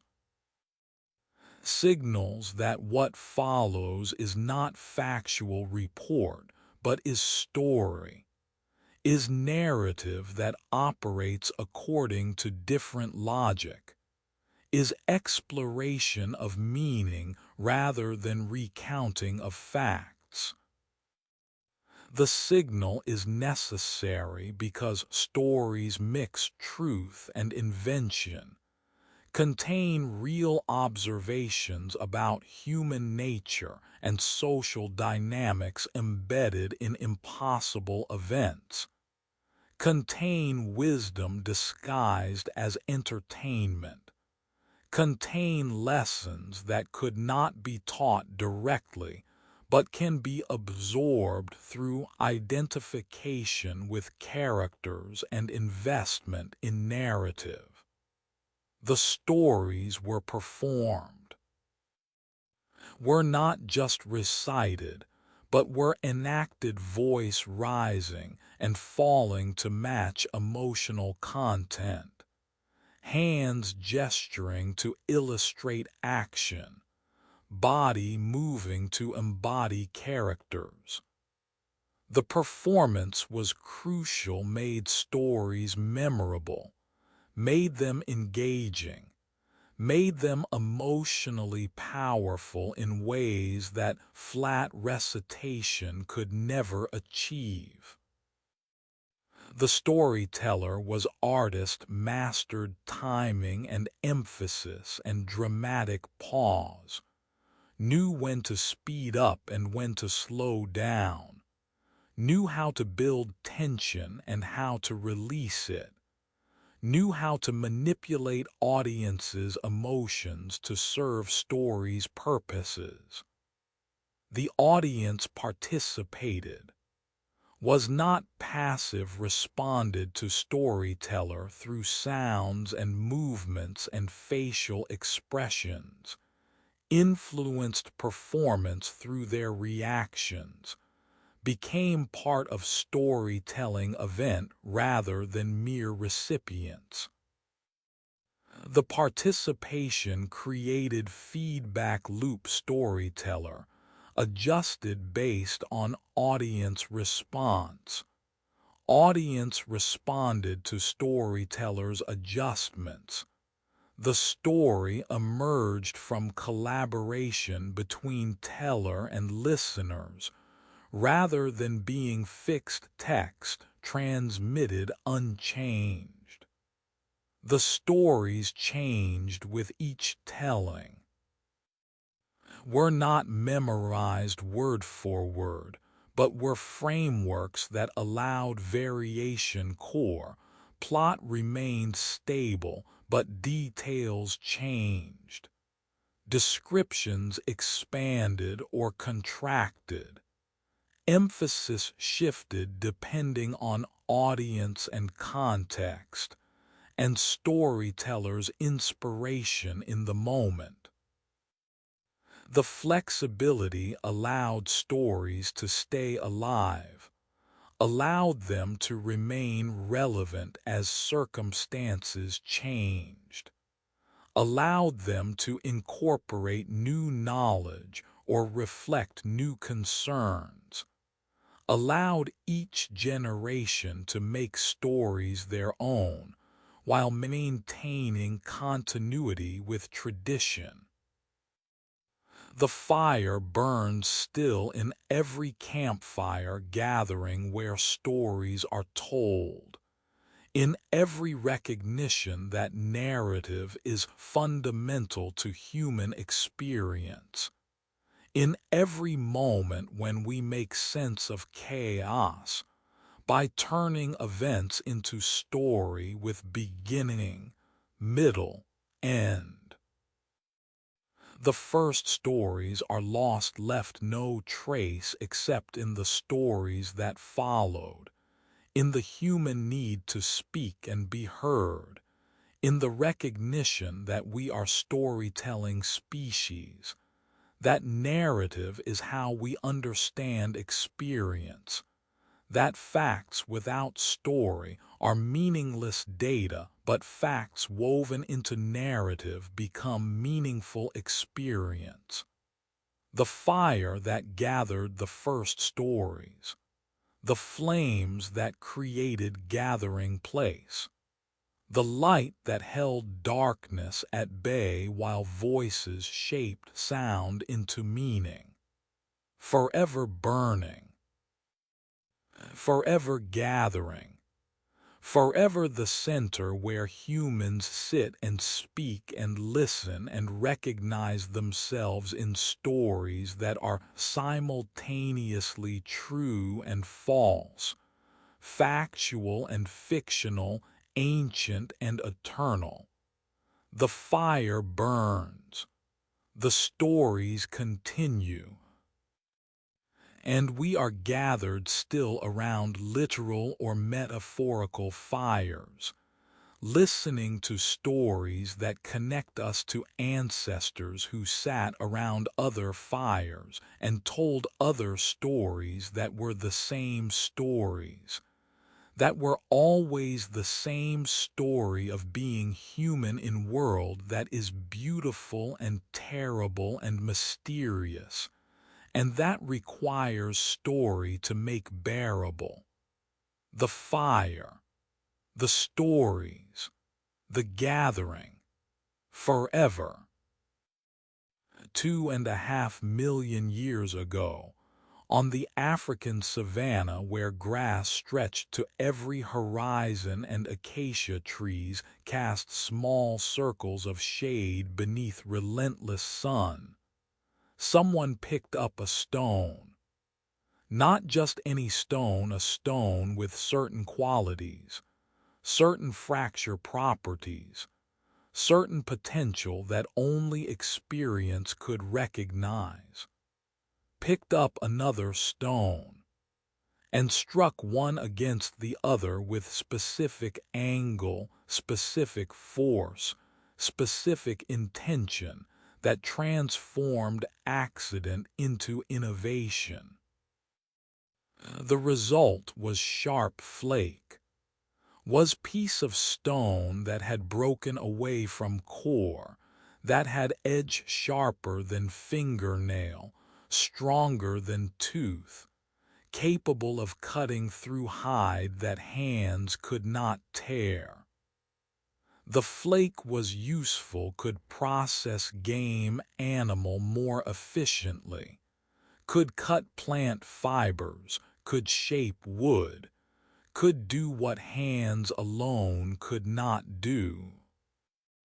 The flake was first tool that required manufacture rather than just selection, first technology that required understanding that materials could be shaped, that the shaping served purpose, that the shaped stone could be carried and used later rather than only in moment of immediate need.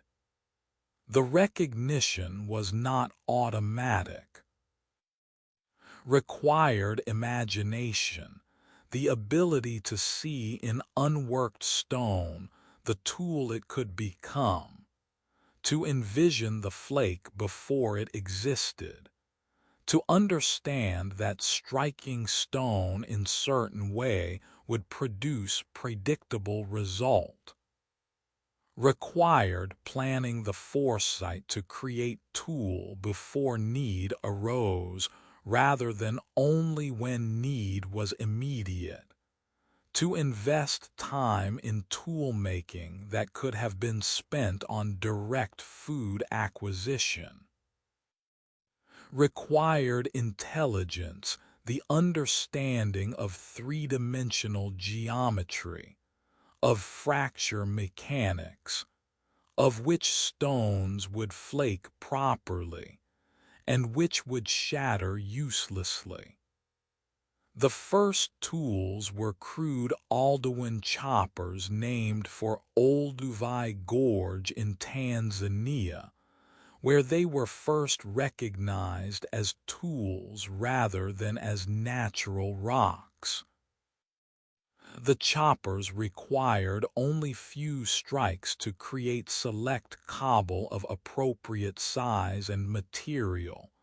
Strike against another stone or against ground to remove flakes, creating edge that is sharp enough to be useful. The simplicity suggests that first tool makers were learning, were experimenting, were discovering through trial and error which techniques worked and which didn't. But even crude tools were revolutionary, were fundamentally different from anything that had come before. Were first technology in the sense of deliberately manufactured objects designed to extend human capability beyond biological limitations. Were first time that intelligence shaped materials according to plan, that imagined future affected present action, that tools were made not just found. Were threshold between using what nature provided and creating what nature didn't provide, between accepting limitations and transcending them. The tools became more complex. The Acheulean hand axes that appeared 1.7 million years ago showed dramatic advance, required dozens of strikes to achieve symmetrical teardrop shape, required understanding of how to thin the stone by removing flakes from both faces, required patience to create tool that was far more refined than function strictly required. The hand axes were beautiful, not accidentally beautiful, but intentionally so, shaped with aesthetic sense that went beyond pure utility, created with care that suggests pride in workmanship. The beauty raises questions. Why make tools more beautiful than necessary? Purely functional tool would cut as well as beautiful tool, would require less time and effort to create, would be more efficient use of resources. The excess suggests that even 1.7 million years ago, tool makers cared about more than function, cared about form, about elegance, about creating objects that were pleasing to make and to behold. Suggests that aesthetic sense is ancient, is not recent human development, but is fundamental to how we interact with world, is part of what makes us human. The Levallois technique appeared about 300,000 years ago, showed even greater sophistication. The technique involved preparing core by removing flakes from top surface, creating shape like tortoise shell, then striking core at precise angle to remove single large flake that was already shaped to be useful tool. The Levallois technique required understanding of three-dimensional geometry, required ability to envision how strikes would propagate through stone, required planning multiple steps ahead.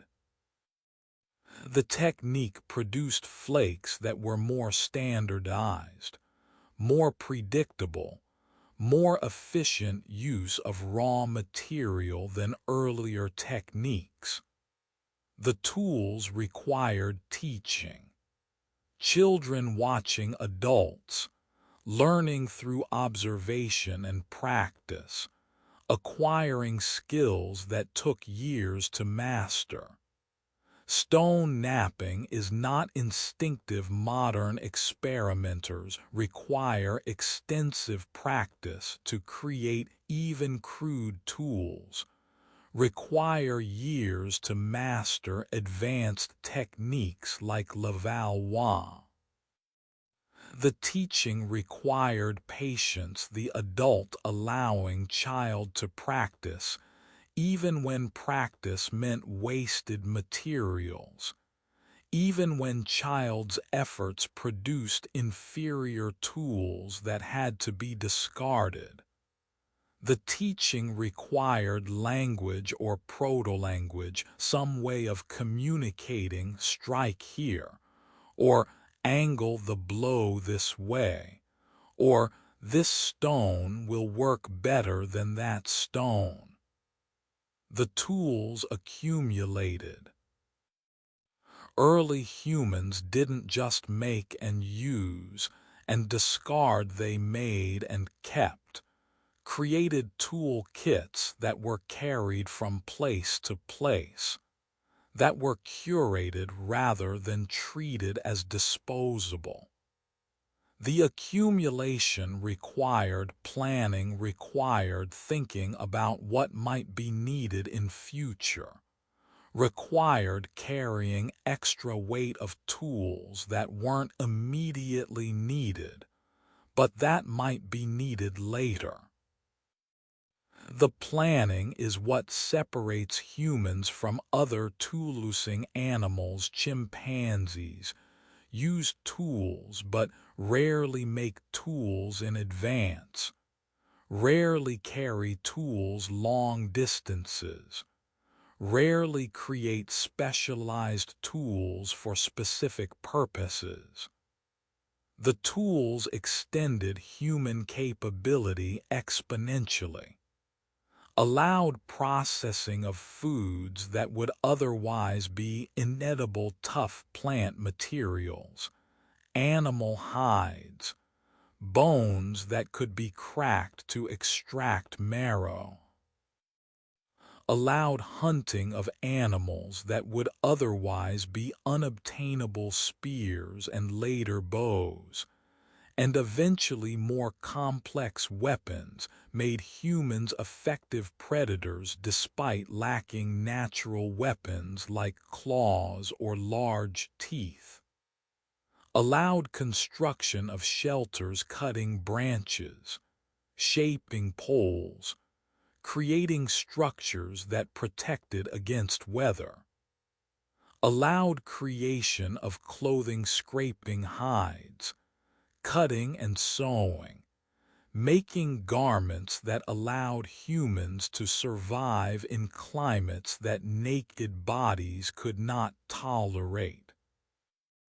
The hand that extended through tool never stopped extending, extended from simple stone flake to hand axe to spear point to blade to arrowhead, extended to metals copper and bronze and iron, each requiring new technologies, each enabling new capabilities, extended to complex machines tools that made tools, tools that multiplied human power, tools that transformed what was possible, extended until humans could reshape continents, could alter climate, could reach beyond Earth itself into space that had seemed forever beyond reach.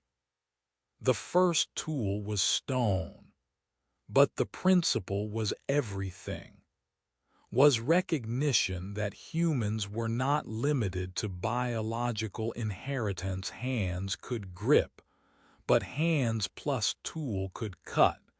Feet could walk, but feet plus wheel could travel farther and faster. Bodies could survive in certain climates, but bodies plus technology could survive anywhere. Was understanding that intelligence applied to materials could create new possibilities, that the gap between imagined tool and actual tool could be bridged through work, that the future could be different from the past because humans could make it different through deliberate creation. The tool that extended the hand, the flake that was sharper than fingernail, the stone that was shaped by intention and that shaped everything that followed, forever sharp, forever extending, forever testimony that being human means transcending biological limitations, means creating what nature didn't provide, means using intelligence to reshape world according to needs and desires and visions that exceed what is given. The tool remains in museums and archaeological sites, in the descendants of that first flake that have become the infinite complexity of modern technology. The hand extends still. The tool continues evolving. And we are the inheritors of that first recognition that stone could be shaped, that hand could be extended, that humans were not limited to what biology provided but could create capabilities that biology denied. The tool, forever extending, forever testimony, forever the beginning. In Indonesia, on the island of Flores, in a cave called Liang Bua where darkness accumulates like sediment and time, moves slowly through layers of earth and bone, Archaeologists found remains of humans who were not us. The bones were small, incredibly small, shockingly small for creatures who made tools and used fire and hunted and lived lives that were recognizably human. The adults stood barely 3 feet tall, smaller than modern children, smaller than any human species previously known, small enough to earn the nickname hobbits after Tolkien's fictional beings. Homo floresiensis. The species name was given to fossils that dated from perhaps 100,000 years ago to as recently as 50,000 years ago. The dating means they were contemporaries of modern humans, not distant ancestors, but parallel branch on human family tree. Different species evolving alongside us, existing simultaneously but separately, developing independently but recognizably human. The contemporaneity is unsettling, means that being human has not always meant being Homo sapiens, that humanity came in multiple forms, that the world once contained different kinds of humans living in different places with different bodies and different minds. The small size raises questions. Were they dwarfed by island isolation, the process called insular dwarfism, where species trapped on islands evolve smaller bodies because resources are limited and small body size requires less food? Were they descendants of Homo erectus who reached Flores 1 million years ago and evolved smaller over thousands of generations? Or were they descendants of even older human species, perhaps Homo habilis or Australopithecus, who left Africa earlier than anyone thought possible, and who somehow survived longer than anywhere else? The brain size raises more questions.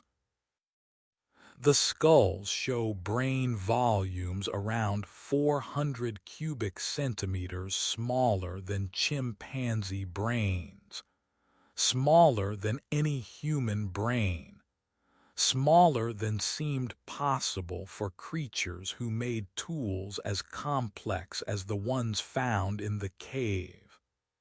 Yet they made tools, stone flakes and blades that required knowledge and skill to produce.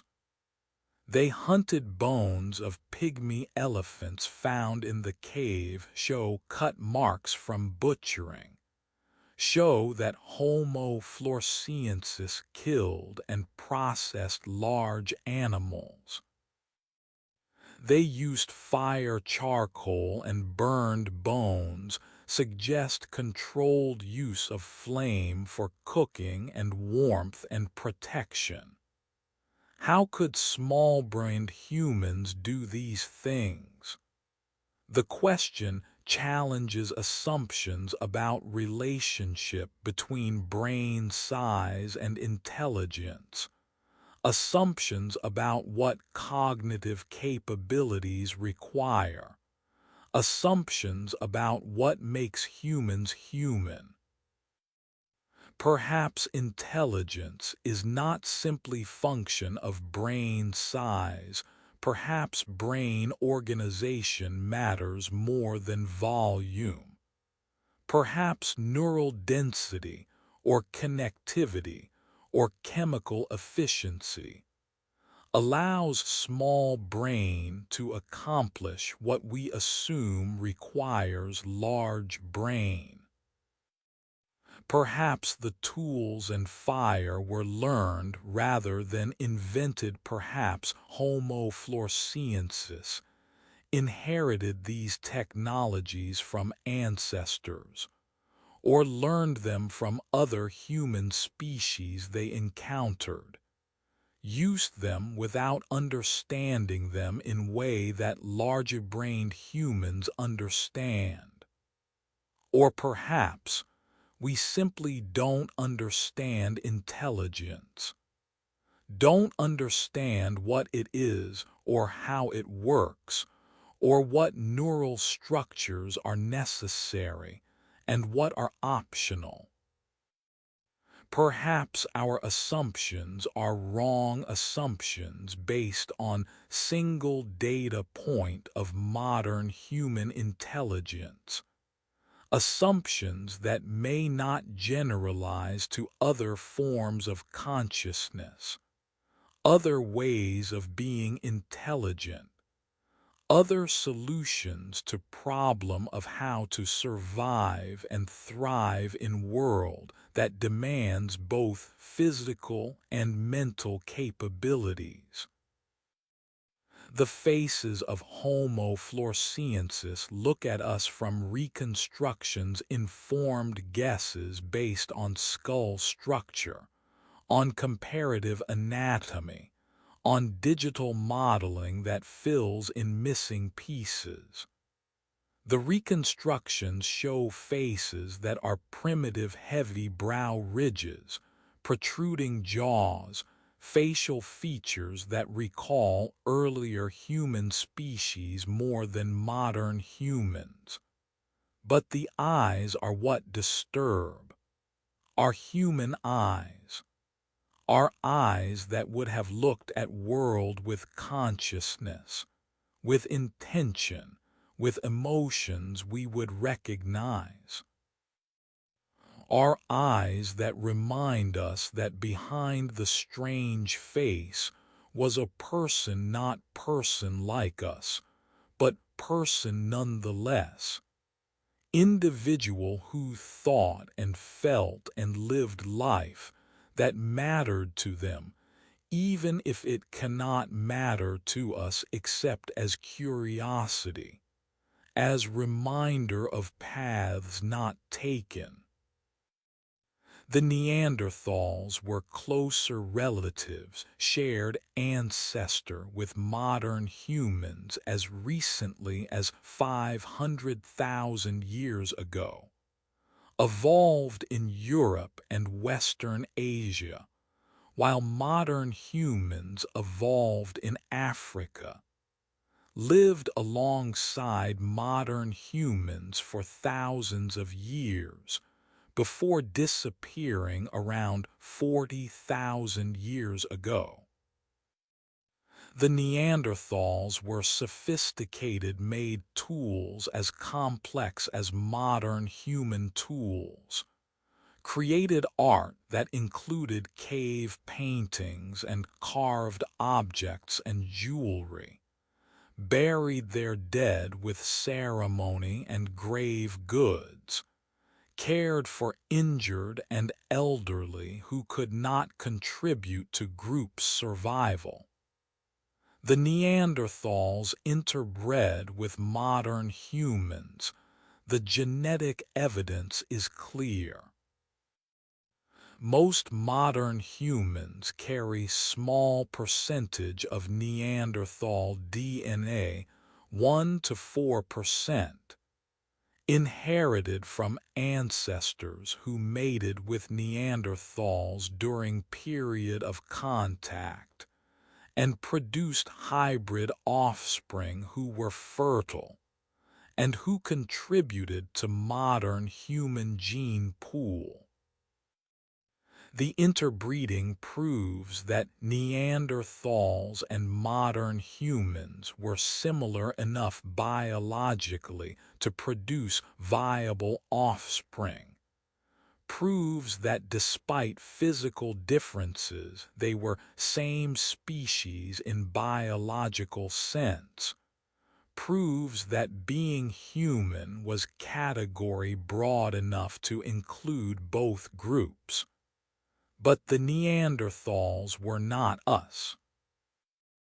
Were different in ways beyond physical appearance, different in how their brains were organized, different in their cognitive strengths and weaknesses, different in ways that might have affected how they thought and how they experienced world. The brain shape shows different proportions. Neanderthal brains were larger than modern human brains, but were organized differently, had more brain mass devoted to visual processing and body control, and less devoted to social cognition and abstract thinking. The difference might have been negligible, might have been profound.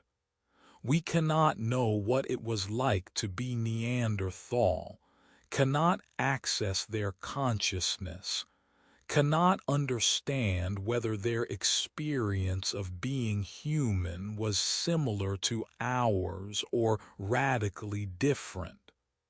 The Neanderthals died out.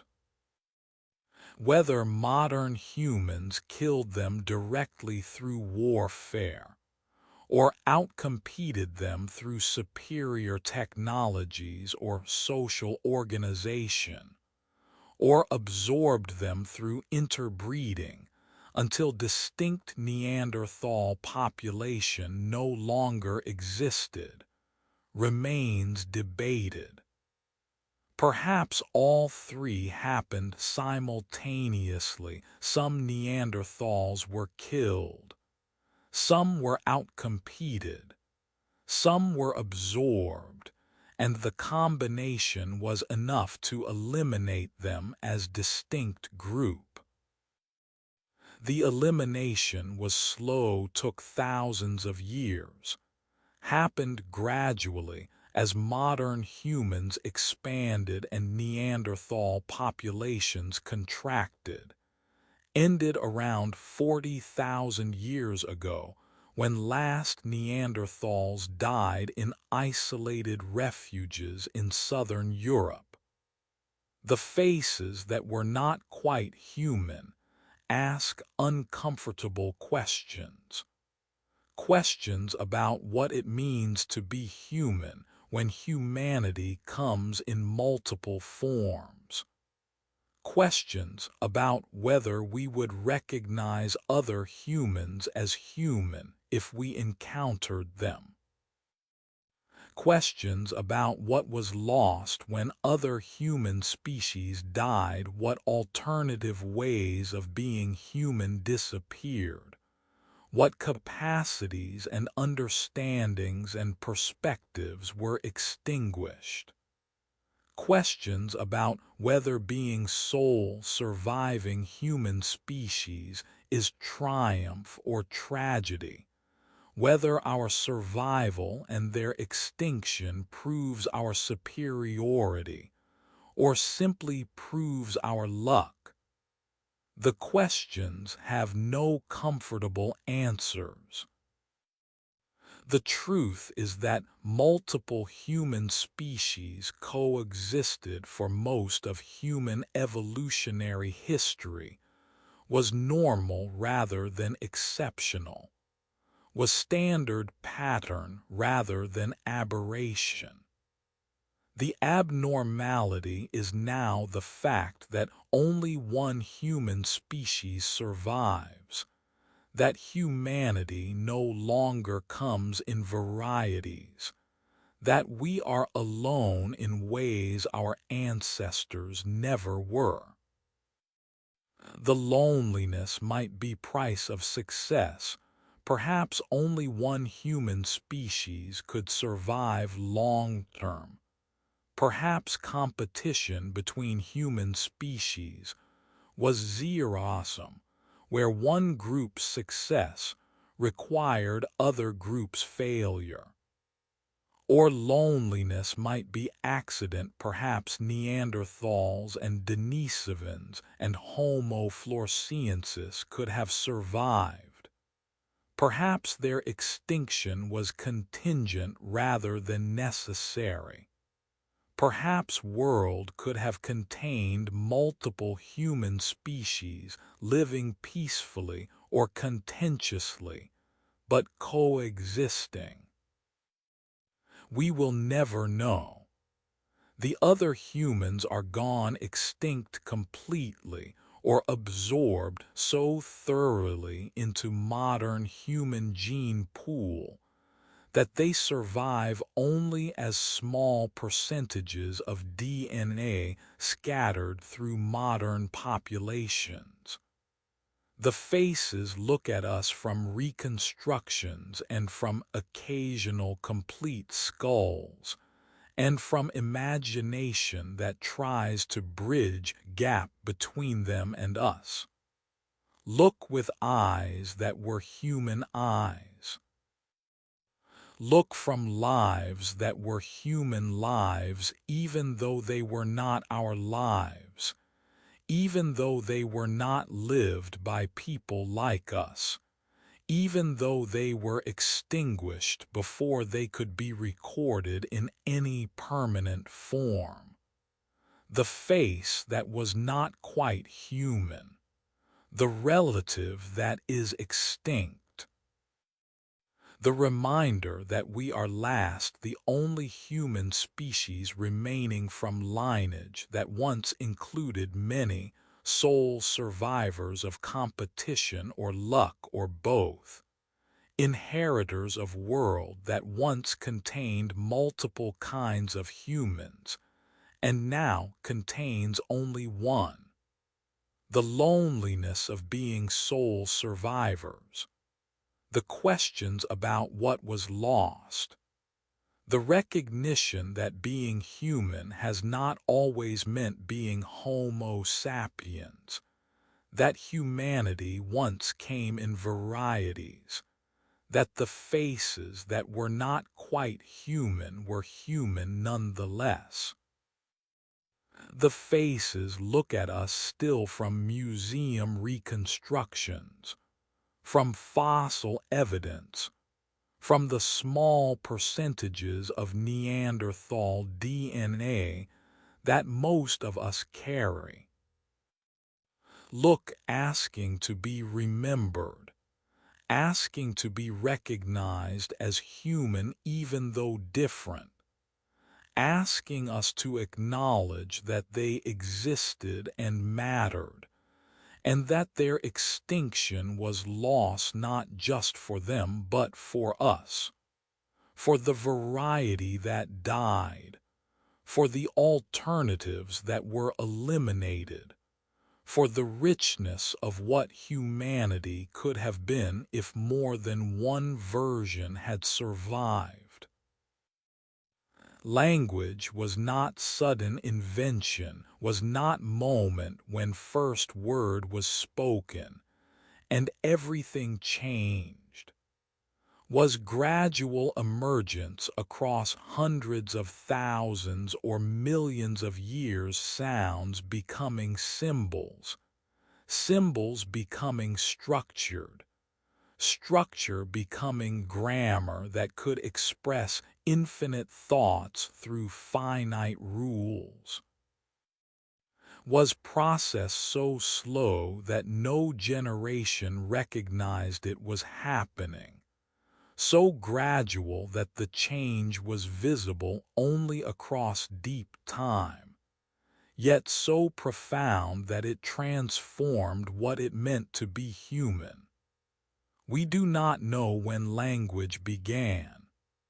The question haunts linguists and anthropologists and paleoanthropologists who search for evidence in fossil skulls and ancient DNA and archaeological remains that might preserve traces of speech.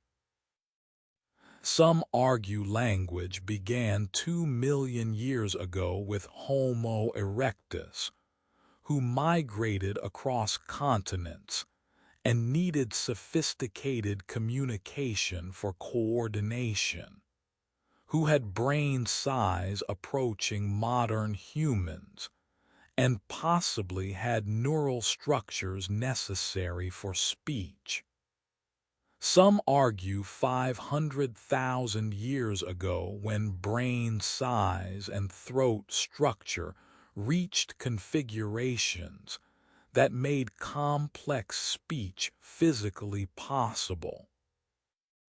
Some argue 50,000 years ago, when symbolic behavior suddenly appears in archaeological record, cave art and jewelry, and elaborate burials, suggesting cognitive revolution that made abstract thought possible, and that language either caused or resulted from. The evidence is fragmentary and indirect. Language leaves no fossils. Words are sounds that disappear into air, cannot be preserved in stone or bone or ancient DNA. What remains are proxies, hyoid bones that show throat structure capable of complex speech, brain cases whose shape suggests regions devoted to language processing, tool kits whose complexity suggests communication systems sophisticated enough to transmit technical knowledge across generations. The proxies suggest that anatomical capability for speech evolved gradually, that physical structures necessary for modern human speech were in place perhaps 500,000 years ago, that whatever was limiting earlier humans from speaking as we speak was not anatomy, but was neural organization or social structure, or simply that gradual accumulation of complexity that language requires. The first word is lost, cannot be recovered, because words from 50,000 or 500,000 years ago left no recordings, because the beginning is beyond reach of any evidence that could survive. But we can imagine. Perhaps the first word was someone's name, the naming that creates identity, that distinguishes one person from another, that allows reference to individuals who are not present. Names are fundamental, appear in all languages, serve as foundation for more complex communication, create the you and me and them, that structure social interaction. Perhaps the first word was warning, danger, predator, fire, the urgent communication that could save lives, that made immediate survival more likely. The utility argues for warning as early language function. Natural selection would favor groups whose communication systems allowed rapid sharing of critical information, would favor individuals who could alert others to threats. The warnings would start simple, single sounds associated with specific dangers, and would elaborate gradually as the system became more sophisticated. Perhaps the first word was question: why, how, what, the curiosity that made humans different from other animals, that drove exploration and innovation and the accumulation of knowledge. Questions require language more complex than simple warnings require understanding of absence, of what is not known, of gaps that need filling. Questions might have emerged only after language reached certain threshold of complexity, only after humans understood that knowledge could be incomplete, only after consciousness became reflexive enough to wonder about its own limitations. The word named the world, made distinctions that perception alone could not make, separated this food from this poison. The distinction is crucial, but is not obvious from appearance alone, requires knowledge transmitted through language or through dangerous trial and error. Separated friend from stranger, the distinction shapes behavior, determines whether to approach or flee or fight, requires categorical thinking that language enables and reinforces. Separated sacred from profane, the distinction has no physical basis, exists only in human minds, becomes real only through shared agreement that certain places or objects or actions have special status. Language created time. Before language, awareness was probably limited to present moment with some capacity for immediate past and immediate future.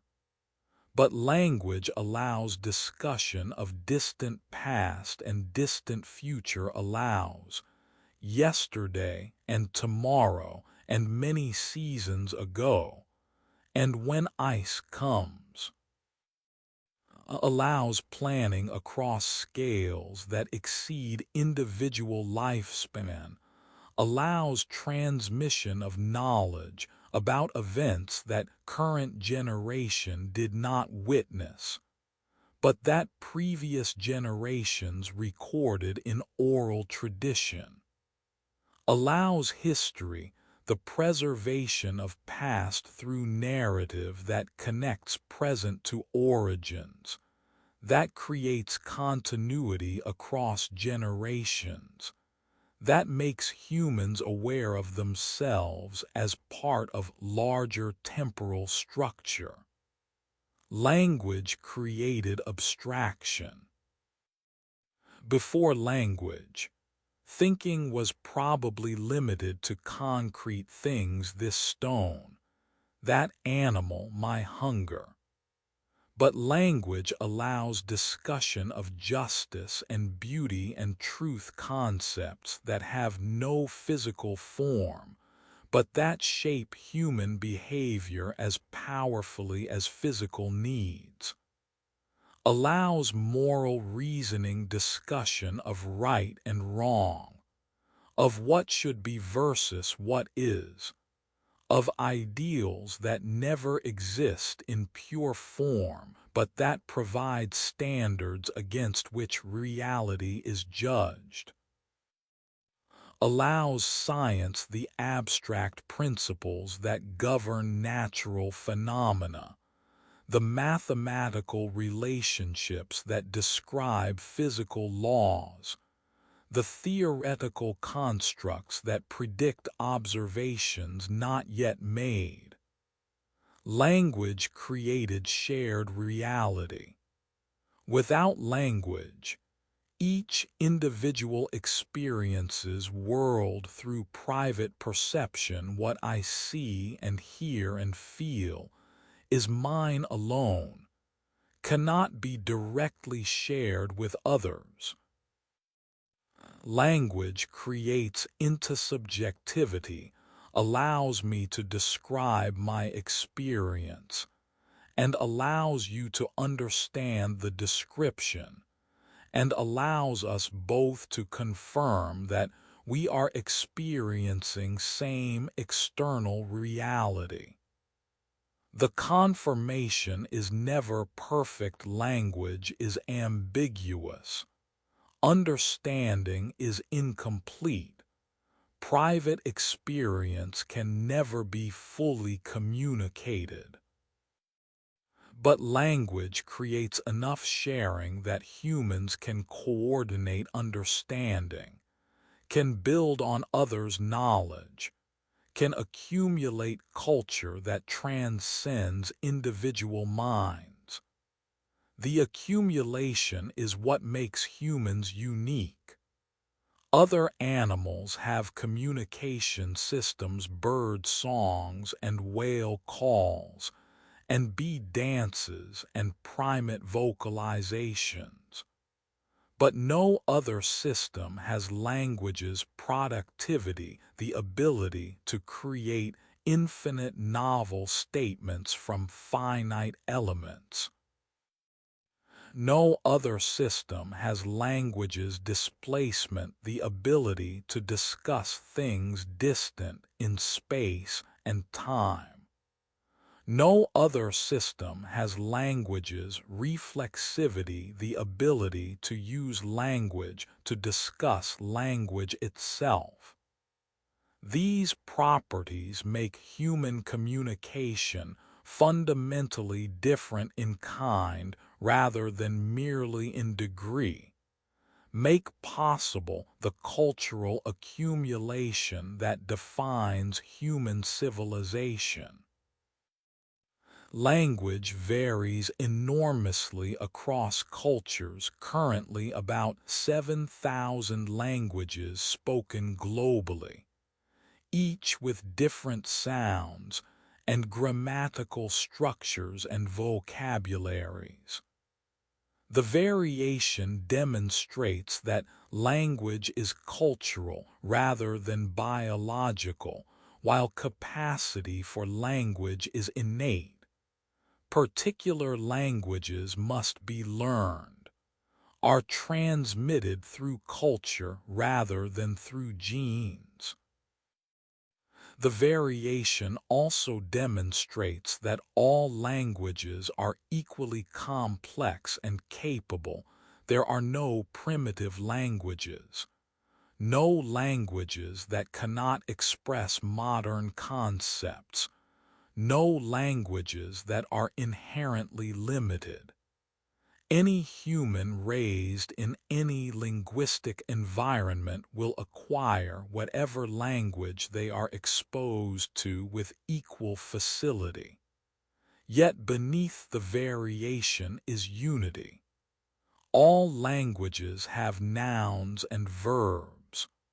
All have ways of forming questions and negations. All have ways of referring to past and future. All have similar developmental trajectories. Children acquire language in similar stages regardless of which language they're learning. All appear to be governed by universal grammar, underlying principles that constrain possible languages, that make some grammatical structures possible and others impossible. The universals suggest that language capacity is biologically determined, that human brains are structured specifically for language, that evolution shaped neural architecture to make language possible. The word flows still in every conversation and every book and every thought that moves through linguistic structures. Flows from the first word we cannot recover through all the words that have been spoken since. flows carrying meaning and creating meaning, and transforming meaning endlessly. Language is not just tool for communication, is the structure through which humans think, is the medium through which consciousness operates, is what makes human minds rather than animal minds. The word that named the world named also the namer, created humans as subjects who could reflect on their own existence, who could wonder about their origins and their purposes and their futures. The word that named the world, the sound that became symbol, the communication that transcended immediate circumstance and created culture and history and abstract thought, forever spoken, forever evolving, forever testimony that being human means living in world made of words, world where language shapes perception, where naming creates categories, where the capacity to speak about what is absent makes possible everything that separates humans from other animals. The word continues. The naming continues. And we are the inheritors of that first word, whatever it was, whenever it was spoken. By whoever spoke it, we inherit the capacity for language and the linguistic worlds that language creates. The word, forever naming, forever creating, forever the beginning of everything that makes us human. There was no moment, no single birth when ape became human, no sudden transformation when one generation was one thing and the next generation was another. The threshold was not doorway, but was gradient, was slope so gradual that climbing it felt like standing still, was change so slow that no individual ever recognized that change was happening. Yet looking across the vast distances of deep time, the transformation was total, was undeniable, was journey from ape to human that took millions of years, and that can never be reduced to single decisive moment. Walking upright came first perhaps 4 million years ago, perhaps earlier. The shift from knuckle walking to bipedalism that freed hands for carrying and for tool use, but that came with costs. Difficult childbirth because upright posture narrowed the birth canal, made human birth dangerous in ways that birth is not dangerous for other primates. Vulnerable backs because spine that evolved for horizontal loading was stressed when loaded vertically, made humans prone to back pain and disc problems that other apes avoid. Slower running because 2 legs are slower than 4, made humans vulnerable to predators that could outrun them, required compensating through intelligence and cooperation and weapons. Yet the costs were worth paying.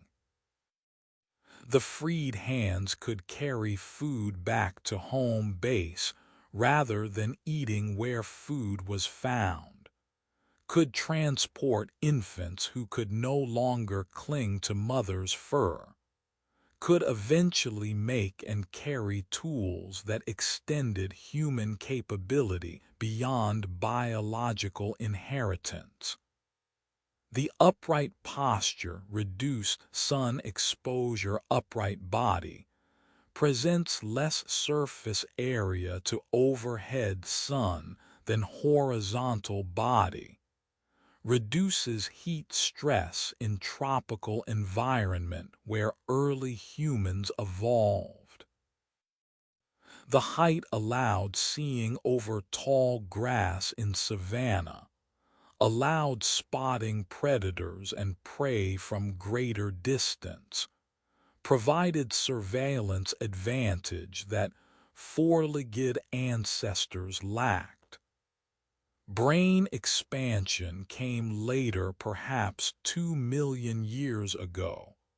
The rapid increase in cranial capacity that made humans intelligent in ways that earlier hominids were not. The expansion required enormous caloric input. Brains are expensive organs, consume 20% of body's energy despite being only 2% of body weight. The energy demands meant that brain expansion was possible only with improved diet, high-energy foods like meat and cooked plants that provided calories that earlier plant-based diets could not provide.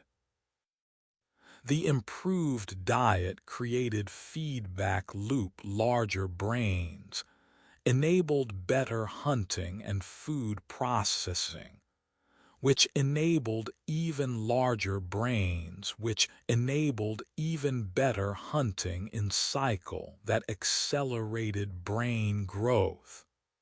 But larger brains brought costs. The childbirth became even more difficult. Human infants are born remarkably underdeveloped compared to other primates, are helpless for years rather than months, require intensive parental care that limits mothers' ability to gather food, and that requires father and extended family to provide support. The long childhood is necessary because large brain requires long learning period. Humans must learn culture and language, and all the knowledge that our species has accumulated must be taught rather than relying primarily on instinct, must spend years developing neural structures that will eventually make adult cognition possible. Language came later, still perhaps 500,000 years ago, perhaps much more recently. The emergence of symbolic thought that allowed abstraction and metaphor, and the transmission of complex cultural information. Language transformed what brains could do, enabled humans to think about things not present, to plan across long time scales, to coordinate complex activities, to accumulate knowledge across generations. Language might have been the crucial threshold, the change that made humans fundamentally different from earlier hominids, that created the symbolic consciousness that characterizes modern human minds. But when did it happen? When did ape become human? The question assumes there was moment, was clear boundary, was point where one could say, before this was ape, after this is human. The assumption is wrong. The boundary does not exist not in nature, only in definitions we impose on continuous variation. Lucy was not human, was Australopithecine, was more ape than human in brain size and culture and cognition. But Lucy walked upright, was on the path toward humanity, was ancestor who carried in her body the changes that would eventually, given enough time and enough generations, lead to us. Homo habilis, handy man, was first to make stone tools but was not quite human. Had brain larger than Lucy's but smaller than ours. Had hands capable of precision grip needed for tool making, but had feet that retained some climbing adaptation. Was threshold creature between ape and human, sharing characteristics of both, fitting clearly into neither category, except that we force classification on beings that existed in continuum, rather than in discrete categories. Homo erectus was closer walked as we walk, made sophisticated tools, controlled fire, migrated out of Africa and colonized much of the Old World, but lacked modern human brain size, lacked evidence of symbolic culture, lacked language as we know language, or at least left no evidence of language in archaeological record. Was human in body, but perhaps not yet human in mind, or perhaps was human in different way, had different kind of consciousness, thought differently than we think in ways we cannot access or understand. Homo heidelbergensis, common ancestor of Neanderthals and modern humans, had brain size approaching ours, made complex tools, hunted large game cooperatively, but left no art, no jewelry, no clear evidence of symbolic thought that defines modern human cognition. Was at threshold, possessed capabilities that would, in descendant species, become modern human cognition, but perhaps had not yet crossed into symbolic consciousness, perhaps experienced world in way that was almost human but not quite. Neanderthals were human enough to breed with us. The hybrid offspring were fertile, contributed to modern human gene pool, proved that biological boundary between Neanderthal and modern human was permeable or non-existent. But Neanderthals were not us, differed in brain organization, in cognitive profile, possibly in language capability, certainly in cultural complexity.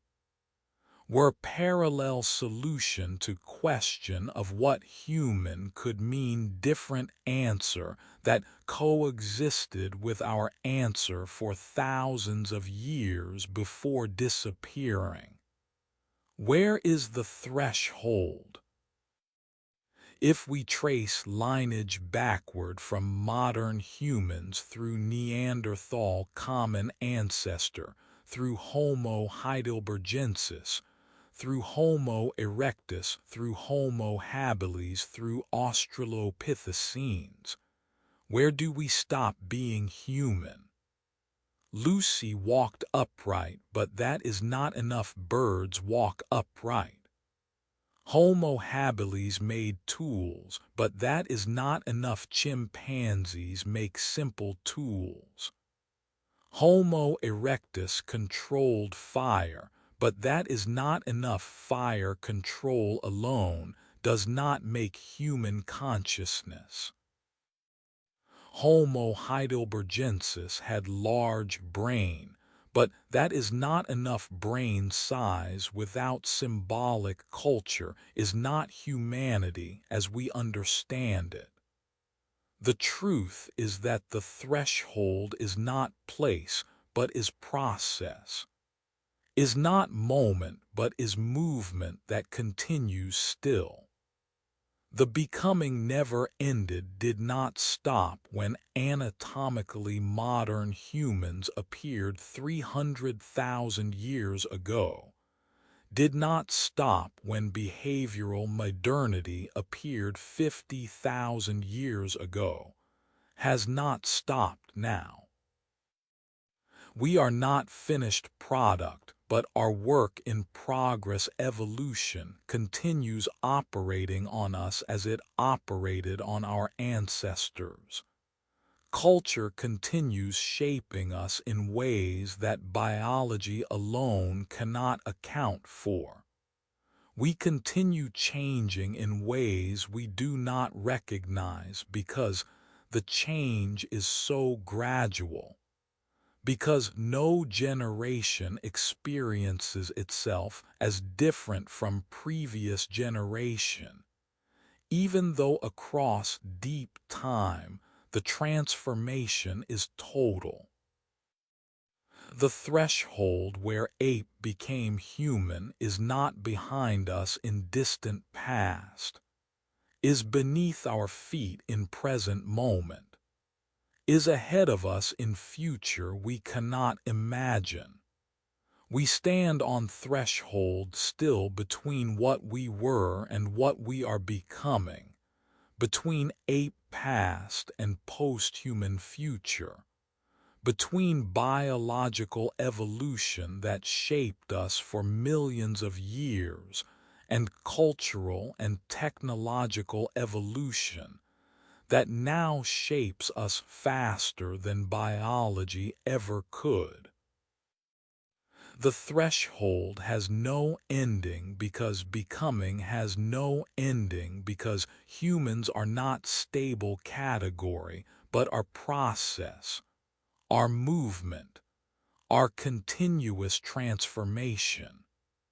Our ancestors 4 million years ago were apes who walked upright.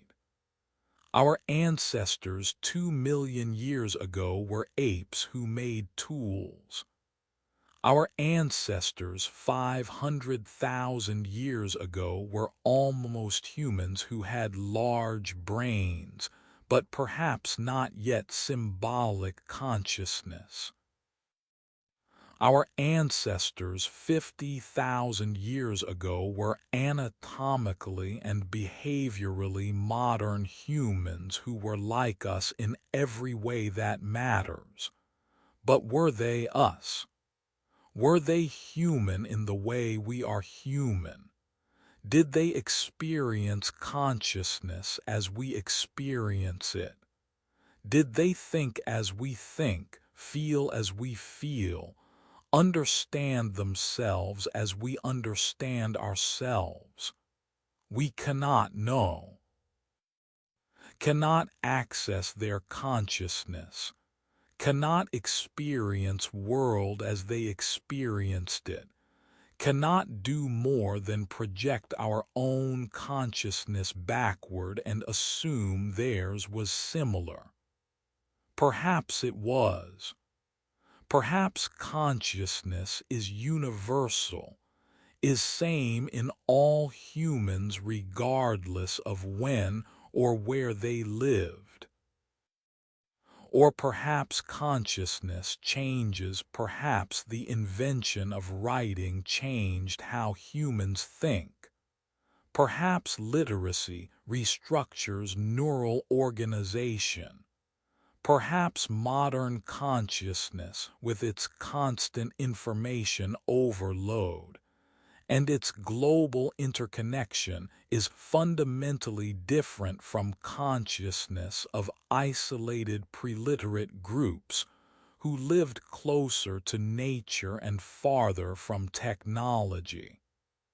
The threshold where ape became human, the boundary that does not exist, the moment that never happened because it happened gradually across millions of years, the process that continues because being human is not destination but is journey, forever becoming, forever threshold, forever the question of where ape ends and human begins, where animal consciousness gives way to human consciousness, where biological evolution gives way to cultural evolution, where we stop being what we were and start being what we will become. The threshold, forever beneath us, forever ahead of us, forever the process of becoming that defines being human. We do not know when humans first laughed. Laughter leaves no archaeological trace, no bones that can be measured, no stones that can be dated, no cave paintings that capture the sound or the feeling or the moment when amusement became expression, when joy found voice in sound that was uniquely human. The silence in the record is absolute, yet laughter existed, must have existed. Because laughter is universal, appears in all human cultures, appears in human infants before language develops, appears to be wired into neural structures that evolved specifically to enable this particular expression of this particular emotion.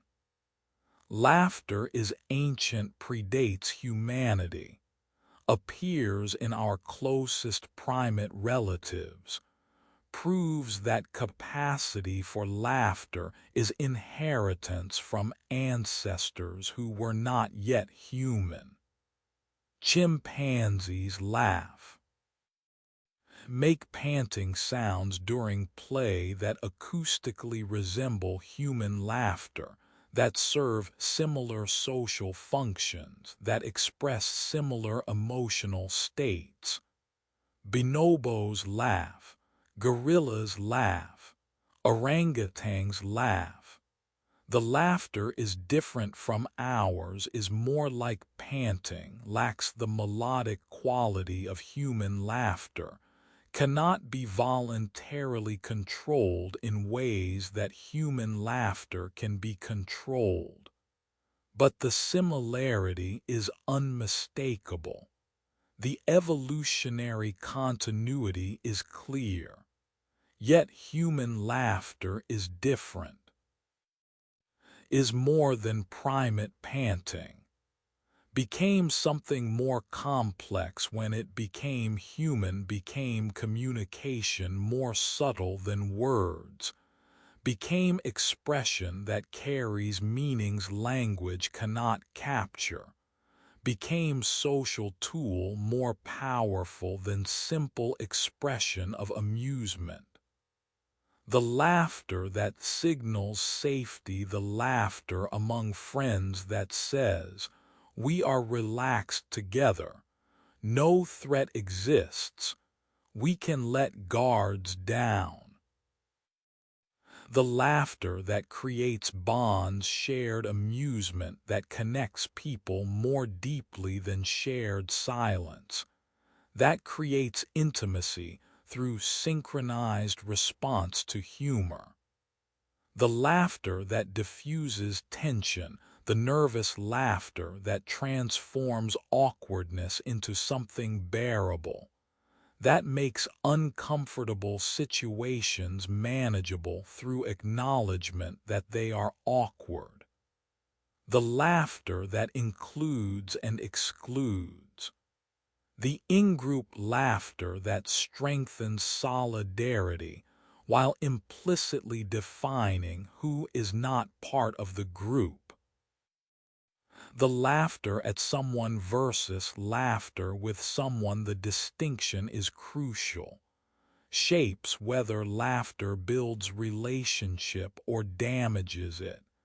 Determines whether humor is gift or weapon. The laughter that ridicules, that mocks and belittles and establishes hierarchy through shared amusement at someone's expense. The laughter that challenges, that uses humor to subvert authority, to question assumptions, to make visible the absurdities that power wants hidden. When did laughter become this complex? When did it evolve from simple primate panting during play into the sophisticated social tool that human laughter represents? The question has no answer because the evolution was gradual, because each generation's laughter was slightly more complex than previous generations, because the accumulation happened so slowly that no one ever noticed the change, even though across deep time the transformation was total. Perhaps language made the difference.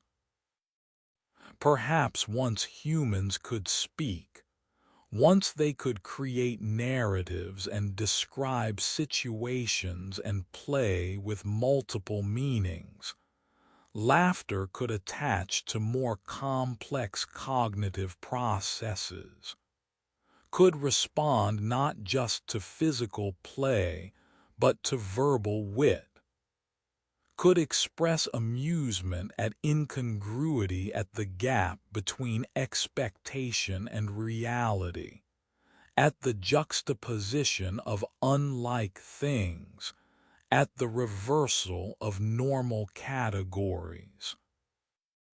Could enable jokes, narratives structured specifically to create surprise, to violate expectations in safe ways, to produce the cognitive pleasure that comes from resolution of setup through punchline.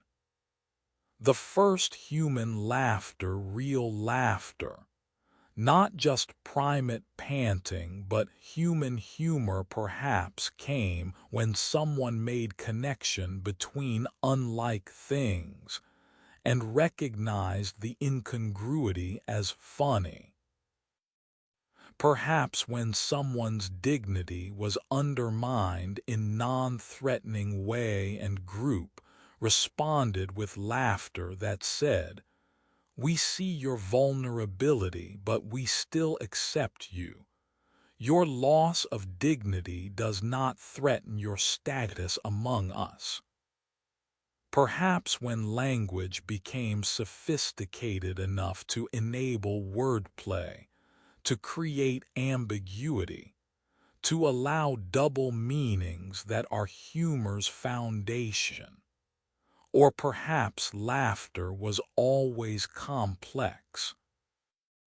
Perhaps even before language, even before anatomically modern humans, our ancestors found humor in situations that we would find funny: the person who trips but doesn't hurt themselves, the unexpected sound that startles but doesn't threaten, the successful completion of difficult task that brings relief expressed through laughter. Perhaps humor is older than language, is primate inheritance that became more elaborate in humans, but that was never simply added to human repertoire, but was always present in modified forms.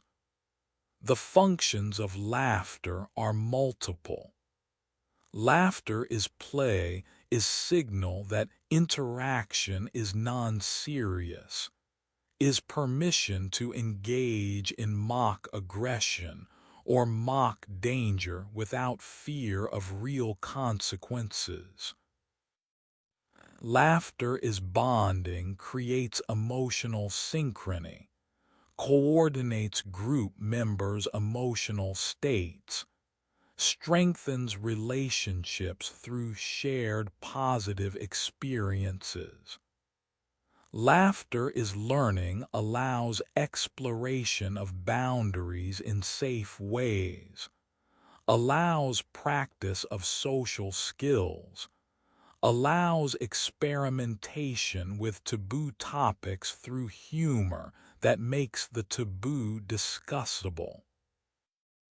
Laughter is coping, transforms stress and fear, and anger into something bearable through humor that reframes situations, that finds absurdity in difficulty, that refuses to be overwhelmed by circumstances that seem overwhelming. The gallows humor of soldiers and doctors, and anyone who faces death regularly humor that seems inappropriate to outsiders, but that serves crucial function of maintaining sanity, of creating psychological distance from horrors that close psychological distance would make unbearable. Laughter is communication, conveys information about emotional state, about social relationships, about cognitive processing that words cannot easily describe.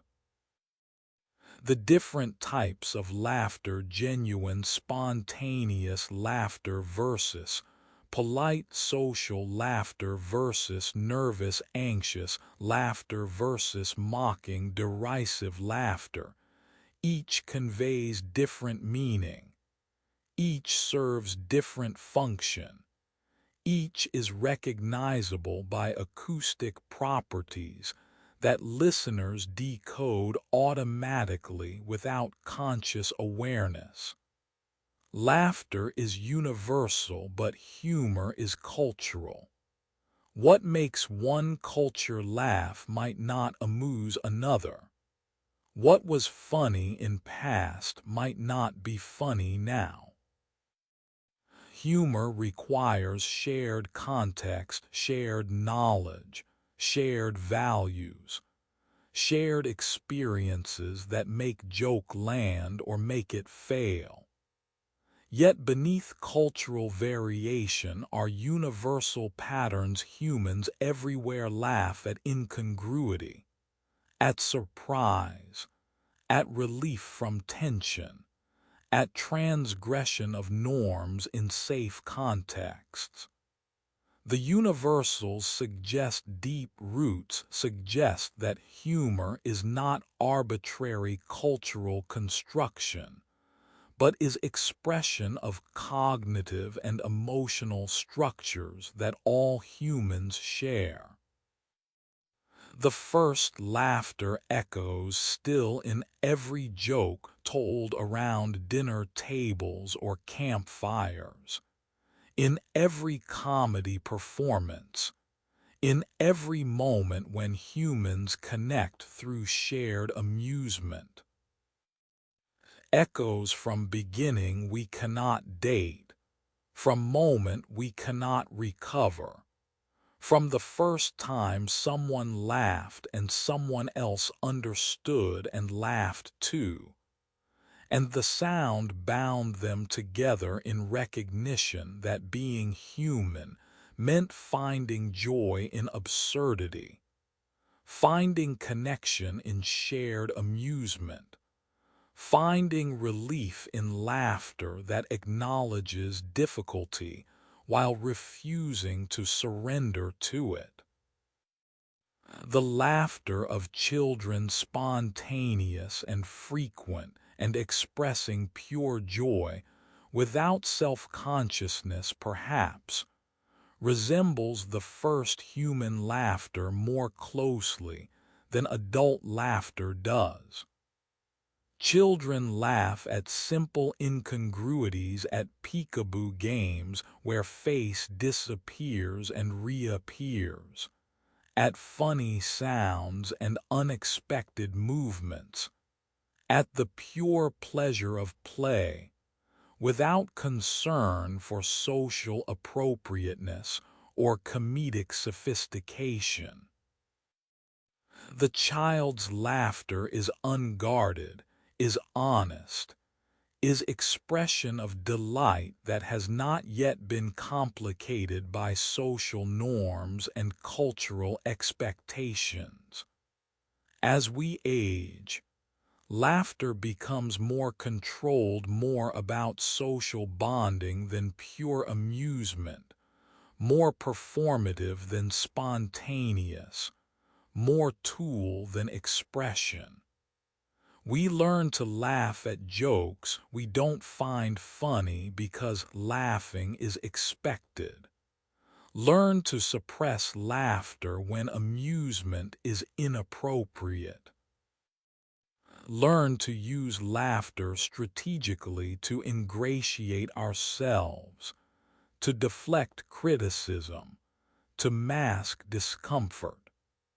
The sophistication is necessary for social navigation, but perhaps something is lost: the pure joy of child's spontaneous laughter, the honest expression before social training teaches us to control and modify and perform rather than simply express. Yet even adult laughter retains traces of that original spontaneity.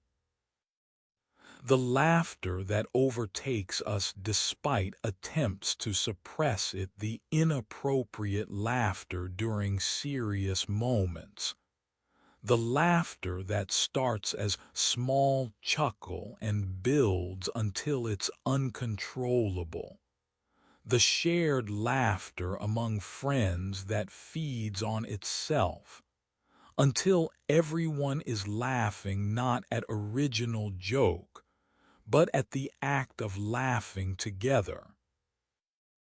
These moments of unguarded laughter connect us to ancestors whose laughter was less controlled, less performed, more purely expressive of joy and connection, and the pleasure of being alive in a world that, despite its difficulties, sometimes presents us with things worth laughing about.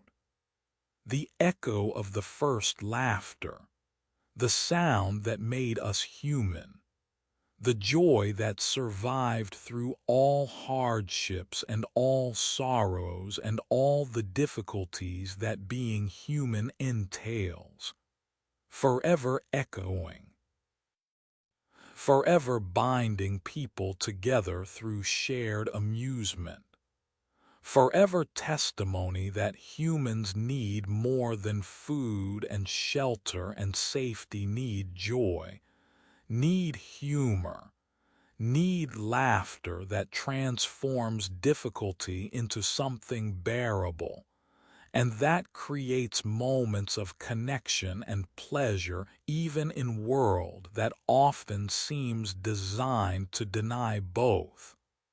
The laughter continues. The echo persists. And we are the inheritors of that first laugh, whatever prompted it, whoever laughed first. Whenever it happened, we inherit the capacity for laughter and the recognition that humor matters, that joy matters, that finding things to laugh about is as essential to being human as finding things to eat. The echo, forever sounding, forever testimony, forever the laughter that says, I am human, you are human, we are together in this strange world, and sometimes the only appropriate response is to laugh. Conclusion, and so we arrive at the end of our journey, though endings, like beginnings, are arbitrary markings we impose on processes that know no natural boundaries, that flow continuously without pause or punctuation, except where we choose to place them. We have walked backward through time, have stood with ancestors whose names we will never know, whose faces we can only imagine, whose consciousness we can only glimpse through the evidence they left behind: footprints in volcanic ash, paintings in dark caves, tools scattered across continents, graves adorned with care that speaks across millennia. We began in darkness before memory, and we end in darkness before sleep, the two darknesses connected, perhaps, in ways we do not fully understand. The darkness of deep time and the darkness of unconsciousness both hold mysteries that resist full illumination. Both contain origins that we seek but cannot completely recover. Both represent thresholds where human understanding reaches its limits and must rely on inference, on imagination, on the careful work of filling gaps in evidence with educated speculation. The story we have traveled through was not simple story of progress, was not linear march from primitive to sophisticated, from ignorant to knowledgeable, from barely human to fully human. Was instead complex movement forward and backward simultaneously, achieving new capabilities while losing old ones, gaining sophistication while perhaps losing spontaneity, becoming more powerful while becoming more vulnerable in different ways. The first humans who walked upright gained free hands but suffered difficult childbirth. The first humans who made tools extended their reach but became dependent on technology in ways that earlier hominids were not. The first humans who spoke gained language but perhaps lost other forms of perception and connection that language cannot capture. What have we learned? Perhaps only that being human is process, not state. That humanity did not arrive suddenly, but emerged gradually across millions of years of becoming. That the threshold between ape and human is not sharp boundary, but is gradient so gradual that climbing it felt like standing still. That our ancestors were like us, but also not like us, had bodies increasingly similar to ours, but had minds that perhaps worked differently, experienced consciousness in ways we cannot access or replicate or fully understand. We learned that first expressions of humanity were surprisingly sophisticated, that art 40,000 years old rivals modern art in skill and beauty, that music existed as soon as evidence can detect it, that burial of dead with elaborate ceremony shows care and belief in afterlife, or at least in importance of marking death's transition. We learned that other human species coexisted with our ancestors, that humanity once came in multiple forms, that Neanderthals and Denisovans and Homo floresiensis were human in their own ways even though they were not us, that their extinction was loss not just for them, but for the variety of what human could mean.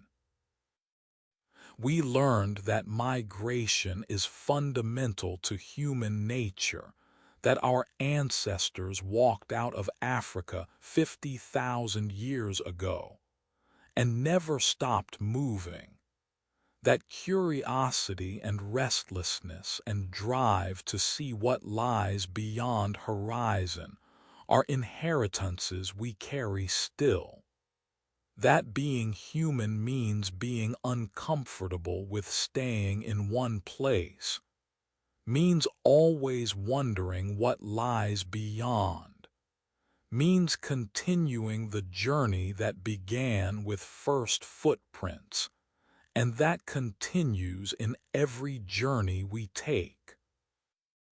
But perhaps what we learned most deeply is how little we know, how fragmentary the evidence is, how much has been lost, how much we must infer from tiny traces that survived only through accident of preservation, only through geological chance, only through processes that saved some things while allowing most things to disappear without trace.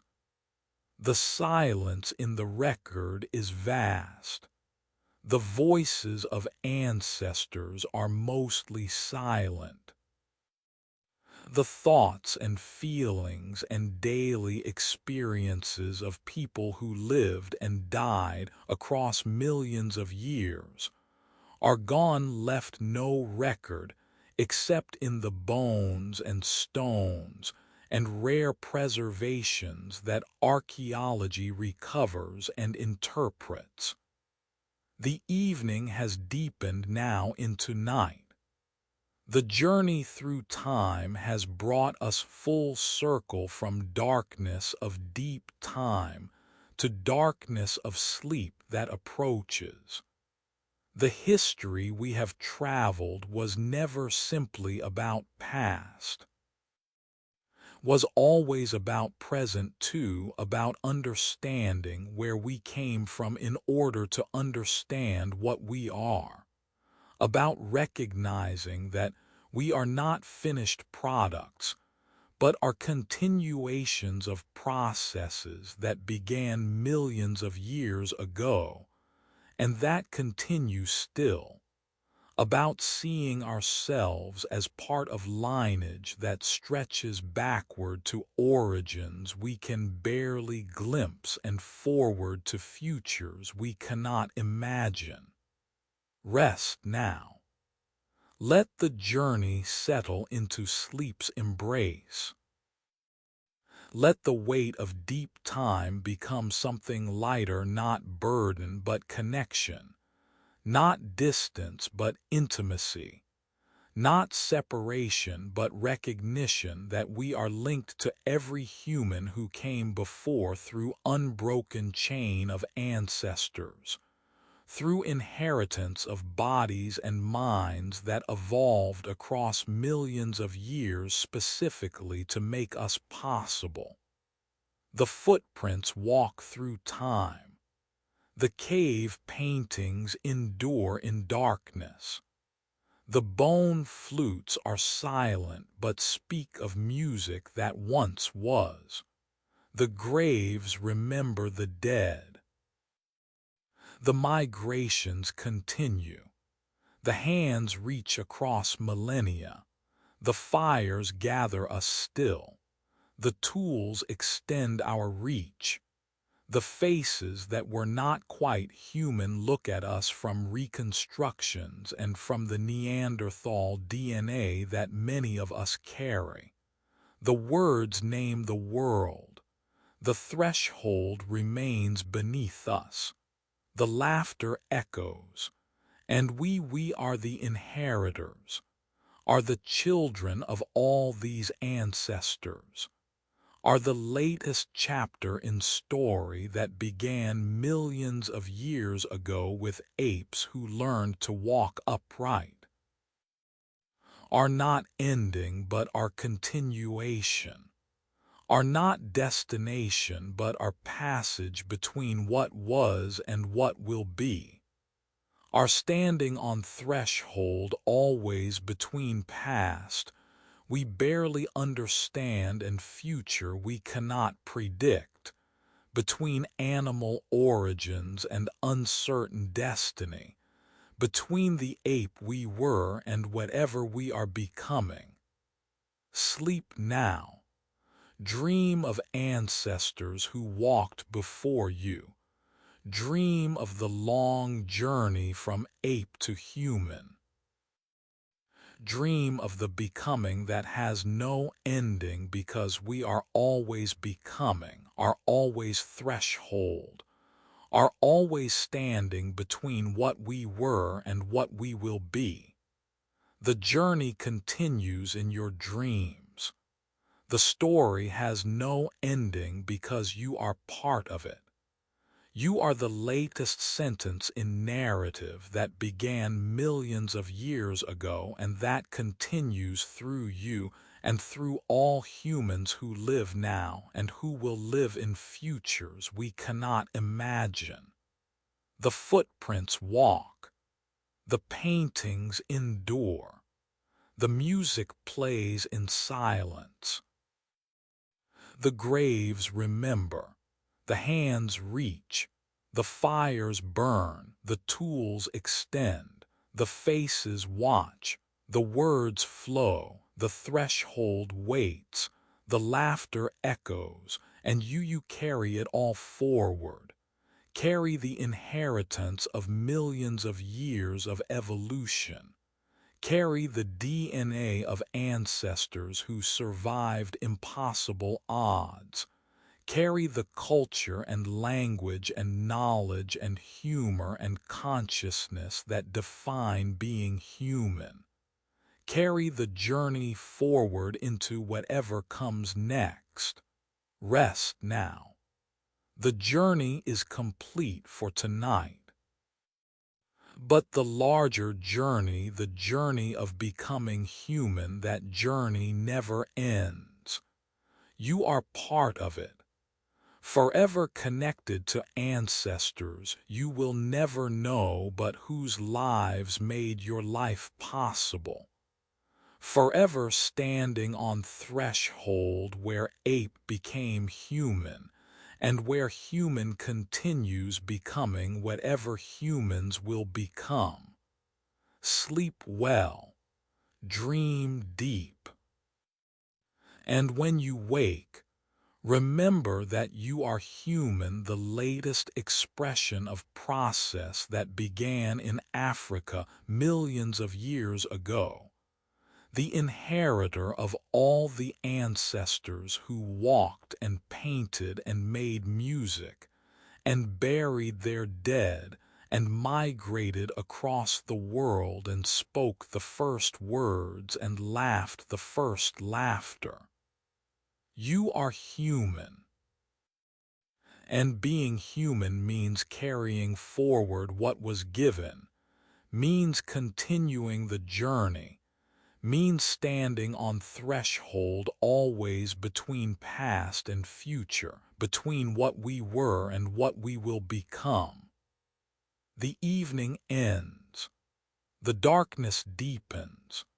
The sleep approaches. And in that darkness, the ancestors walk, still leaving footprints that time cannot erase, creating art that darkness preserves, playing music that silence remembers, speaking words that echo through millennia, laughing with joy that suffering cannot extinguish. You are their descendant, their inheritor, their continuation. Sleep now. The journey of tonight is complete, but the journey of humanity, that journey continues forever.